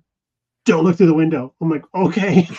Because it was right at my height. I'm like, all right.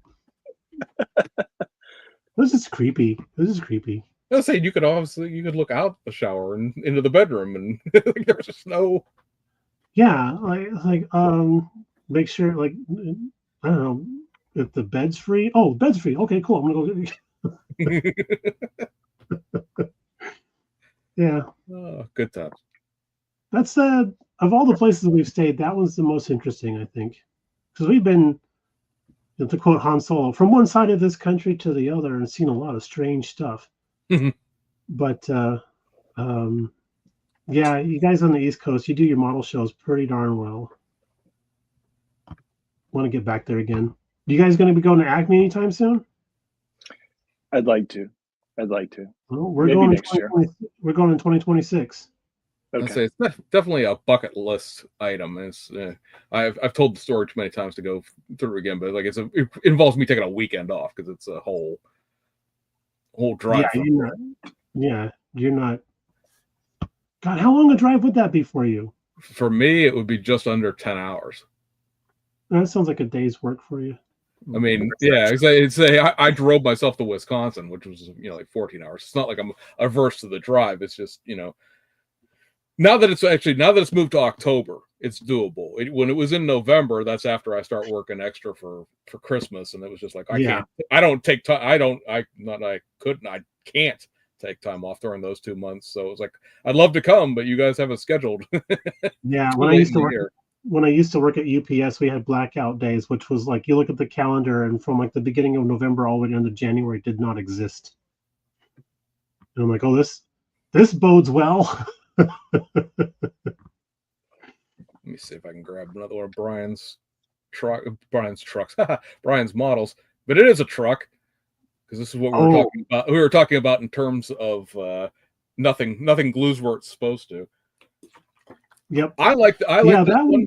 It wasn't your first attempt at weathering because you built that sort of beat up shop truck, but I think this was one of the better attempts at weathering. Like I can't sit there and think of everything you built because you're a fairly prodigious person and you've built a lot of weather things recently, but I like how this was done. Let's put it that way. I think this was one of your best jobs at weathering. Thank you. I think that one was the one where the weathering all started to click. And I did real pieces of wood for the top of it because it comes with molded wood boards for the top of the dump bed. And I decided, you know what, coffee stir sticks fit in there perfectly. Stain them up, beat them up, no problem. And yeah, that's the one I actually had to unwarp it by putting on the dashboard of my car. But it's the craziest thing. Building that model, I discovered you have to move the whole dump mechanism back about 2 millimeters or else it doesn't fit. Yeah, and luckily there's no locator pin, so you can do it very easily. But I did, the picture doesn't show it, but you can probably see the bulgy hinges on the hood. I did butterfly hinge the hood so it does lift up. And I just have it displayed open now because it just kept breaking off and everything. So the plastic was a little too thin to accommodate the hinges. Yeah, right through there. That's and I did do both sides, but I only have one side displayed open. And then you solve a problem, which creates another problem down the road. So the little handle you see on there for the hood side, I actually put a piece of copper wire, drilled holes and put a piece of copper wire through there because the little chrome handle that they give you just would come off every time I tried to use it. So I thought, nope, we're just going to pin that thing on there and make it permanent. But the most confusing thing about that whole build were the what is it? The air cleaners that are on the side there or is it the oil filters that are on the side by the driver's door? Supposed to, again, like the instructions say, put both of them on the single bracket. I'm like, okay. So that's why they're staggered like that, so I could get them stacked on there. And I took that to the Nationals at Vegas, and I set it on the table all nice and happy, and then along comes my buddy Chuck and puts his big rig right in front of it and totally dump truck blocked me on that one. Yeah, it was like the judges didn't even see it. So I was like, thanks, man. Appreciate that.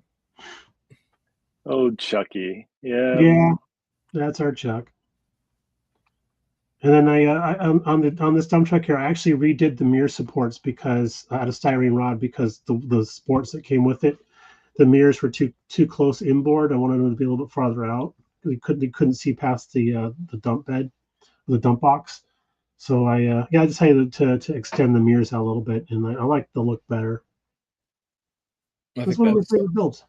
I think that's the legacy of that being a tractor first before it had a dump bed put into it later, Right.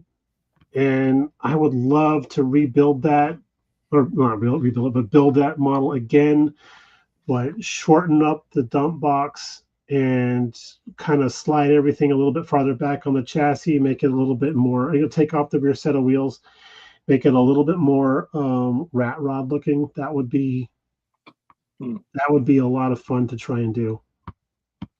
But I haven't got the time. The ideas are more plentiful than the actual time is. Yeah, it's much easier. Get the truth. Yeah. Acme is in Cartersville, Georgia, Scale Model Frenzy. There you go. Rick's got you. Yeah, it's a cute town. It's a cute town. Great barbecue. So when you fly into Atlanta, I assume? Yeah. But I would rather fly into Chattanooga and drive down because we've done, every time we've been to Acme, which I think is like 4 times now, the Atlanta airport just does not get better. No, it's a very, very busy area. Plus, it's all the way on the southwest corner of the loop now. And right. With it being moved up to Cartersville, you're what, an hour and a half north of the airport at that point. An hour and a half, but with traffic and everything, you can easily make that to 2 hours because what was it, the 75 that goes through there? Yeah.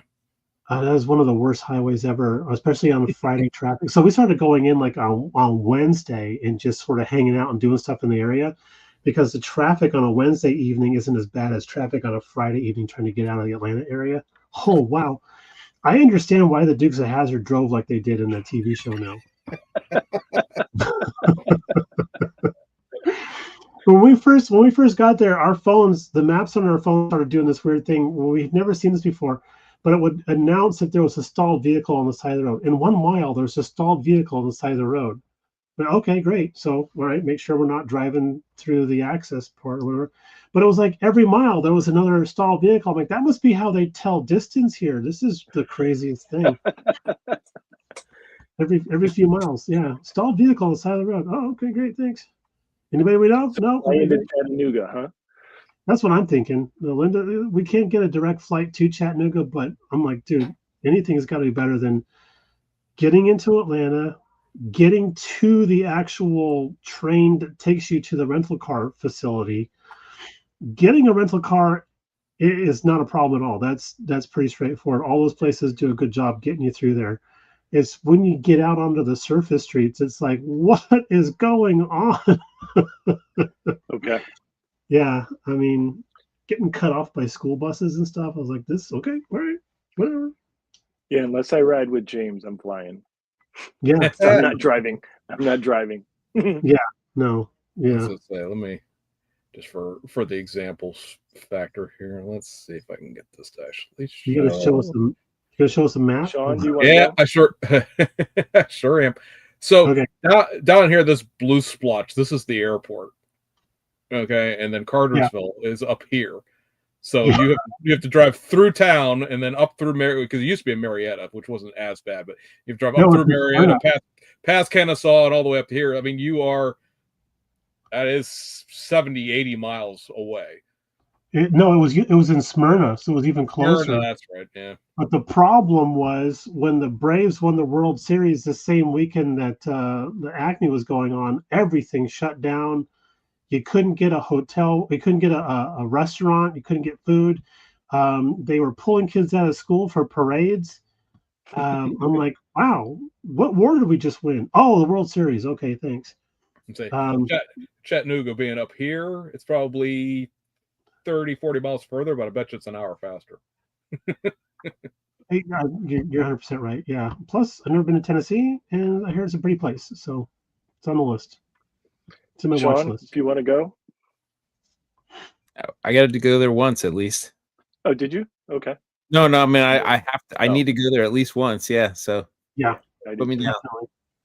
Definitely. Otherwise, they'll just send you back. It's like, sorry, you haven't gone to Acme. Yeah, it's definitely on my list of shows I'd like to do at some point. Yeah, Scale Model Frenzy's right. If you don't get to Atlanta late at night, you're not getting anywhere.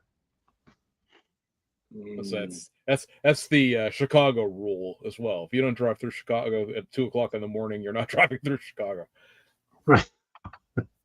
Yeah, we years and years and years ago, we went to Seattle to see my cousin for Thanksgiving, and we got so many delays getting out of Arizona that we ended up flying in at 1:00 in the morning. And boy, traffic was really nice in Seattle at 1:00 in the morning. I mean, like, usually when you're in Seattle, it's bumper to bumper. So you have time to look at the map and be like, oh, I need to be in this lane so I can make it to the hotel over here. Okay, great. No, stuff was coming fast because we're doing the speed limit. And like, these blocks are small. Yeah, it's a good time. Got food poisoning Thanksgiving Day. Don't remember much about the trip after that. Yeah. Apparently when I was packing, I was so delirious, I left a pair of pants in the dresser drawer. So I called them and they mailed them to me. Yeah. All right. I was getting paged. Mikey's saying BG went to Acme last year and it took him 3 days to get the tick that was me off of him. Yeah. That's not it. No, I had a lot of fun hanging out with Mike. He's a fun guy to hang out with. It's easier to talk to him when you're sitting down because we're not eye to eye on a lot of things. So yeah. No, he had a pretty good bottle of what was it, maple flavored bourbon. Yeah. Man. Yeah.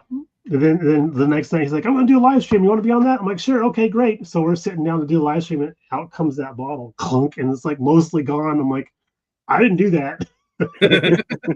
No, that was me. Yeah. They started calling him pigskin because I used to call him football. So what is his shtick? He's Southern, so he's not funny or attractive. Yeah.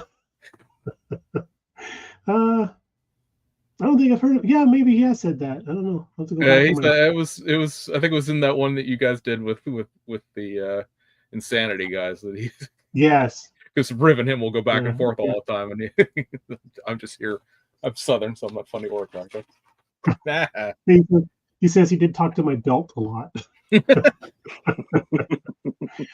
Family show. No. Bye, Irv. Thanks for hanging out, guy. Still feel bad about blowing you off, man. He said he was at Acme when I was there, and I didn't get a chance. He said I blew him off. I'm like, dude, I'm sorry.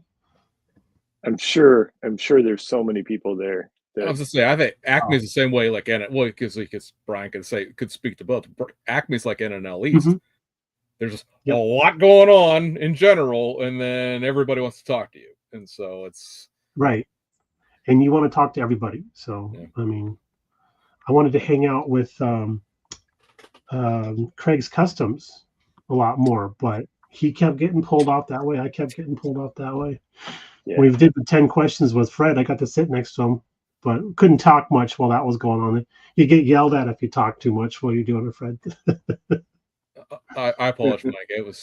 I'm not talented or funny. There you go. Ah, there you go. I knew that him not being funny was part of it. Yeah, Justin, it's definitely diabetes bourbon. They'll give you the Wilford Brimleys for sure. I was gonna say it's like peanut butter whiskey. Wait, that's a thing? Peanut butter whiskey? Oh yeah, that is definitely a thing. Do you have to put it in the microwave so you can pour it? Oh wait, no, it's peanut butter flavored. Yes. Okay, that makes much more sense than what I was imagining. I think you like fudge. That's freaking nasty. Any chat questions?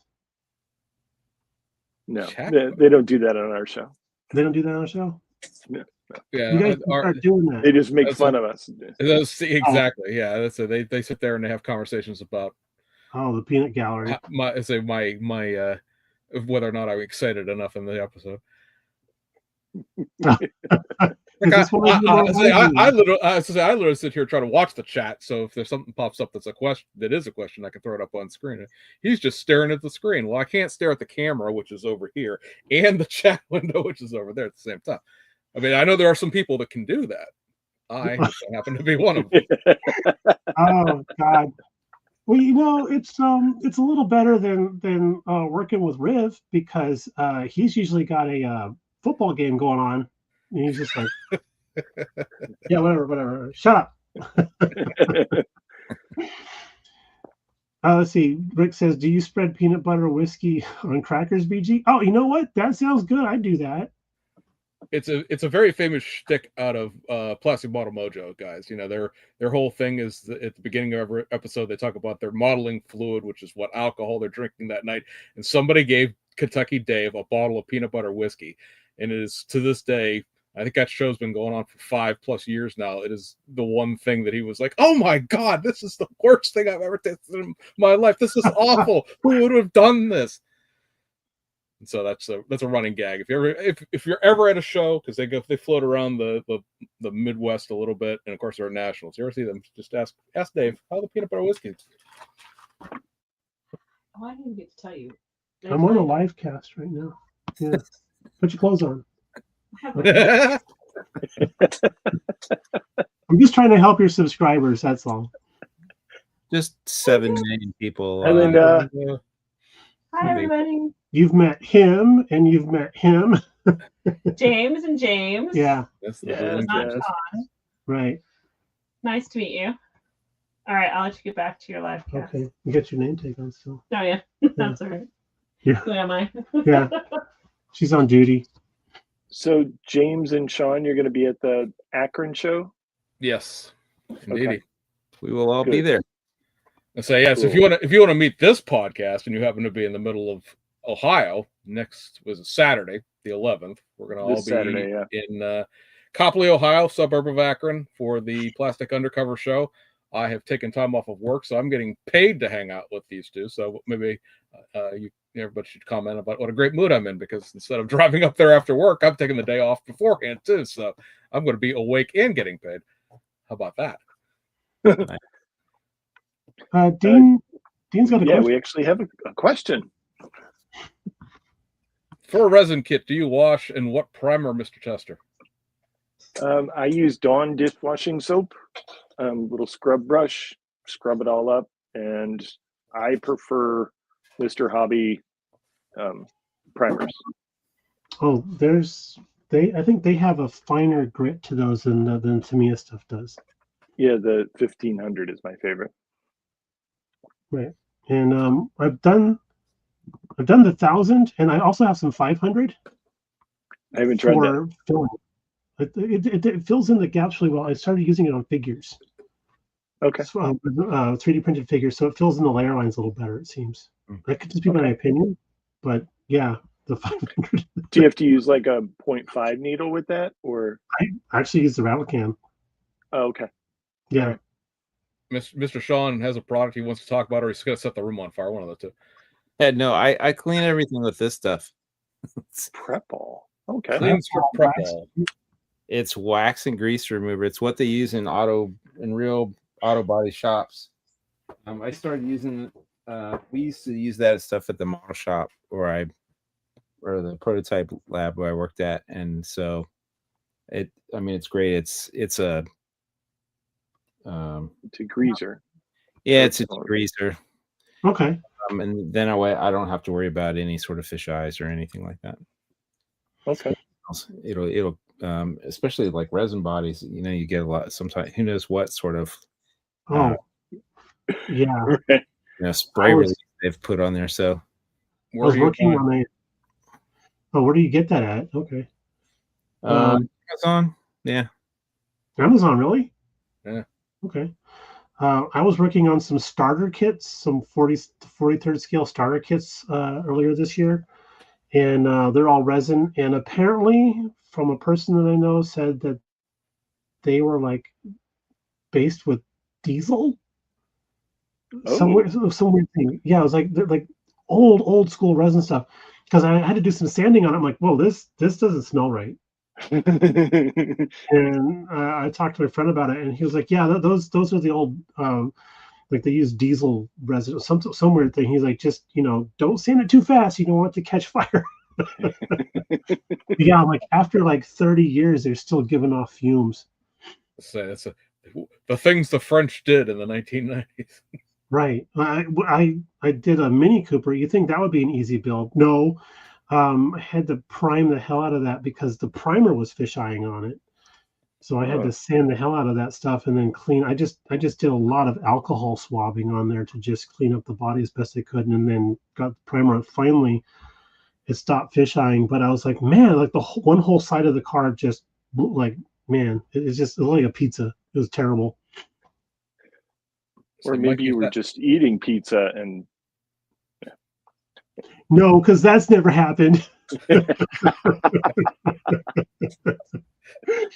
You shut up. Mikey was asking what shows they're closest to the Southeast that we all go to. These guys I don't think travel that much for their shows as of yet, but I go to Tidewater. I'm not going this year, but I go to Tidewater in Norfolk.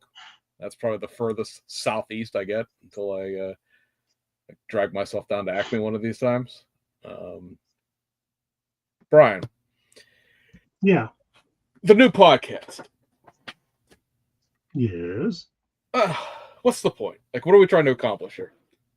Like, what's the mission statement of this? You guys have gotten a really interesting opportunity with it being underneath Rob and the Insanity thing. That gives you a really good running head start with sort of a built-in audience. You got a lot of response back when you guys open up the Facebook page. I think you got like 200 plus people in the first couple of days. So clearly a lot of people from the prior podcast are following you over and stuff like that. So like I said, we're going to have the other, whether or not they realize it or not, Jason's planned them on the show next week or next time. So we'll ask them that as a group. But so like, again, like what's the goal here? What's different about this than the last one? Et cetera, et cetera. Different yourself. Different crew guys, mostly. We're just gonna of course, as well cars, of course, but we're just kind of tackling it from a different point of view. Getting different guys on the podcast means you're going to have different points of view on some topics and stuff, and it's just kind of carrying forward what we had started already. When the other one ended, still wanted to do something in the podcasting realm. So Jason and I had been approached by Rob talking about how they wanted to do a podcast for automotive stuff and approached us with it, and we were like, heck yeah, sure, sign us up. We'll definitely go. And then we had a couple of stipulations. They're like, you're going to have Justin. And we're like, okay. Justin comes with the territory. And I'm like, okay, wait. Are you palming Justin off on us? Or no, he's going to be the crossover guy. Ah, all right. That's cool. And then, I just kind of sent out the word to a couple of people we had in mind to partner up with us, and just going to kind of carry it forward from where we left off with the old one. And just, for me, it's more about having fun and sharing the hobby and being an ambassador for the hobby as best as we can, especially from my point of view. So that's basically it. Just being a good ambassador for the hobby, and there's plenty of room for podcasts for plenty. So obviously, why not? Yeah. So, does that answer your question satisfactorily? I could make up more stuff. No, I think we go with the non-made-up answer. Let's go. Okay. I was gonna say I've listened to the first episode. Good. I mean, a lot of it is introducing yourselves, and I know all you guys. So, from that aspect, you had to do that, right? Yeah, you have to. Well, Mikey had a really good point of view there that if we're going to be going under the Insanity umbrella, we're going to be put in the faces of more people that already know us. So why not get an introduction going on there? And because I've worked with Jason, of course, before, and I've hung out with Mike, so I know him pretty well. So I'm still getting a feel for Justin and for Jody on how those guys like to operate and do things. And Justin says, "Easy there, BG." Oh, I'm sorry. Am I spelling too much T? Just kind of getting a feel for how everybody wants to do things and hang out and just have a good time. The other podcast was a lot of fun. It got pretty raucous here and there, and made a lot of friends doing that. Probably pissed off a couple of people also here and there, and we do apologize. I do apologize about that. I can't speak for the other guys, but this one where we have experience and know how to carry it forward, and maybe do an even a little bit of a better job than last time. So it's okay. Chuck gets all the hate mail anyway. Yeah, as a matter of fact, somebody had asked in the Facebook page yesterday. They're like, I think it was Steve Demo, who was like, "So who do we send our hate mail to?" I'm like, "You can still send it to Chuck. I don't mind. I'll send you his email." I say now, our out the door question that we've stolen from the Triple P is the concept of the Opus Magnum build. So if BG were to build something, a model, or like I said, it's a series of models, because mine is always I want to build a series of race cars from a specific race. What is BG's Lifetime Achievement Award build? Is there some particular kit or maybe series of kits that you would want to build, before you shuffle off this mortal coil, that we'd all be like, look back at and be like, oh yeah, Brian's masterwork was that. Okay. Let's see. All right. I would want to build the most accurate Corvair model I could ever possibly build, since I know those things inside and out. Excuse me. I would want to build something that had the most opening front trunk. I'd even want to drop the glove box down, and just do the most absolute best. But I want to do a convertible. I want to do a coupe. I want to do a wagon. I want to do like the whole range of automotive options that they had at the time. Turbo, all that kind of stuff. So I'd want to have like an entire dealership of these things. Not all the same color though. So off the top of my head, that would have to be it. But I had never really considered. That's a very good question. I might have to steal that. I mean, that's a very good question. we stole it. Feel free to repurpose it. Okay. Are you more of the first gen or the second gen? I like them both. I'm a bigger fan of the second gen, but I've had the first gen ones also in real life. Those model kits are a lot harder to come by unless you know somebody. And luckily I did. He hooked me up with a convertible one. But yeah, the first gen ones are a little bit more rudimentary. I mean, was it single reservoir master cylinder? I mean, that's no power steering. Yeah, if that reservoir went out, you were toast. There was no backup on that. So yeah, that would be. I hadn't really thought of that before. That's a good question. Yeah, a series of stuff. That would have to be it. I say they used to ask that question all the time, and then they sort of petered out and stopped doing it. So I felt like grabbing it for us, because I thought, the Triple P Plastic Posse podcast, for the uninitiated, like, they have a series of people who build on there, but they're all IPMS guys as far as their subject goes. A couple sci-fi, a couple, and everybody else does military stuff. It's like, I want the answer from car guys. Like, what are the car guys? What's the answer for I know what I want to build the most accurate Bastogne, Sherman that ever existed. Okay, great, awesome. But like, what do the car guys want to do? Right. No, that's a good question. I like that. That's well done. I actually got a chance to meet the Plastic Posse guys in Vegas at one of the shows there. I think it was most of them were there. Really nice guys. Yeah. I told them that at that time the podcast that I was on was a fledgling podcast. I told them about, like, okay, here's some advice. Do this, do this, do this. And like, I'm sitting there like writing down notes and stuff. I'm like, this is freaking gold. So yeah, that was one of the things that made me want to up my microphone game and get something a little bit better than the webcam thing that I'm using right now. But yeah, they're super nice guys. So hopefully you guys get a chance to meet them sometime. Yeah, so I've met them at Nats before. Oh, good. But Nani's originally from around here. I belong to the IPMS club here in Pittsburgh, and we still give out the best junior awards named after his dad. So, John's dad used to be. It's like he helped found Pittsburgh's IPMS club, and then he was one of the founders of the one up in Sharon, the Shenango Valley guys. And they do best British airplane for him, still named after him. So say John's dad was a very large figure in the hobby around here.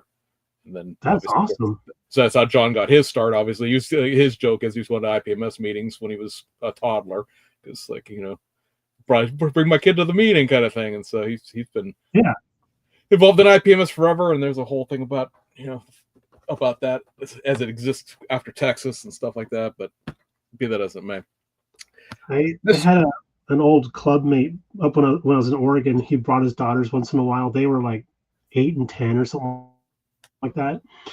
And they come to the meetings, they just play in the corner, something like that. So somebody asked them one time, like, so are you going to grow up to be a model builder also? And they looked at the room full of middle-aged men and were like, no. Like, well said, kid, well said. All right, ladies and gentlemen, we have bounced up against our time here. Mr. Bryan, this was a long time coming. We want to appreciate you taking the time out of your busy model reorganization schedule over there at Handy's to come on tonight, fleeing the scene of the crime, as it were. Right. I can't wait to go in tomorrow and find out what I didn't do. Yeah, well, thank you guys for having me on here. I appreciate that. And I apologize for not being on here sooner. This is a lot of fun. Thanks, BG. Good meeting you. Good meeting you too, Sean. And hey, if you guys need somebody to fill in once in a while, like somebody cancels, whatever, let me know. I'll be happy to leave work early. Sorry, Andy, I have to go host a podcast. No, not that one, the other one. Gotta go do something for free. And then again, next time around on the 22nd, I believe it is. Let me look at my calendar. 20th. 20th, yeah, the 20th. We will have the other 2/3 of this podcast on, assuming Jason can actually wrangle them all together. And we'll again further pimp the podcast, and by then you guys ought to be about ready to drop your second episode, or about to record it anyway. And we wish you much success with that. You guys dissolved out, and we suddenly became the elder statesman in the automotive space here. So, oops, didn't expect that to happen. Yeah. But no, it's a lot of fun. hanging out with you guys and stuff. Yeah, I couldn't make the next recording for you guys because I'm actually going to be in California for my birthday. So yeah, my original idea was, I told Jason, was like, we'll just bring everybody on like 30 minutes from the end, and we'll just talk about it then. He's like, no, I don't want to ruin BG's time. I'm like, I'm sure we can have him on again. I mean, yeah, no, that's fine. The one and only time Brian's going to be here. We're going to take the shine off Brian's episode by showing up. Oh, okay. Don't you dare tarnish my episode. That's right. No, it's cool. It's cool. So. Yeah, because I think when I reached out and asked you about being on here, we hadn't finalized anything yet. So yeah. Well, I appreciate you guys having me on here. Let me talk about the other podcast and my job. I guess I don't think there's anybody out there that doesn't know that by now. But yeah, it's a freaking dream come true. I swear to God. So jealous. So I think it's in the back of every modeler's mind is that idea. Like, man, I'd really like to work in a hobby shop. Yeah. Well, I tell you what, the more hours you spend there, the less hours you get for this. Matter of fact, Linda was saying the other day, she's like, you should get some bench time in this weekend. You haven't done anything for yourself at the bench. I'm like, oh my God, I love you. So I was walking down the hallway. I'm like, order up the Chinese food. I'll be at the bench. There you go. All right, boys and girls. Appreciate everyone in the chat joining us tonight. And we will see you guys all on the other side. Good night, everyone. See you. Good night, guys.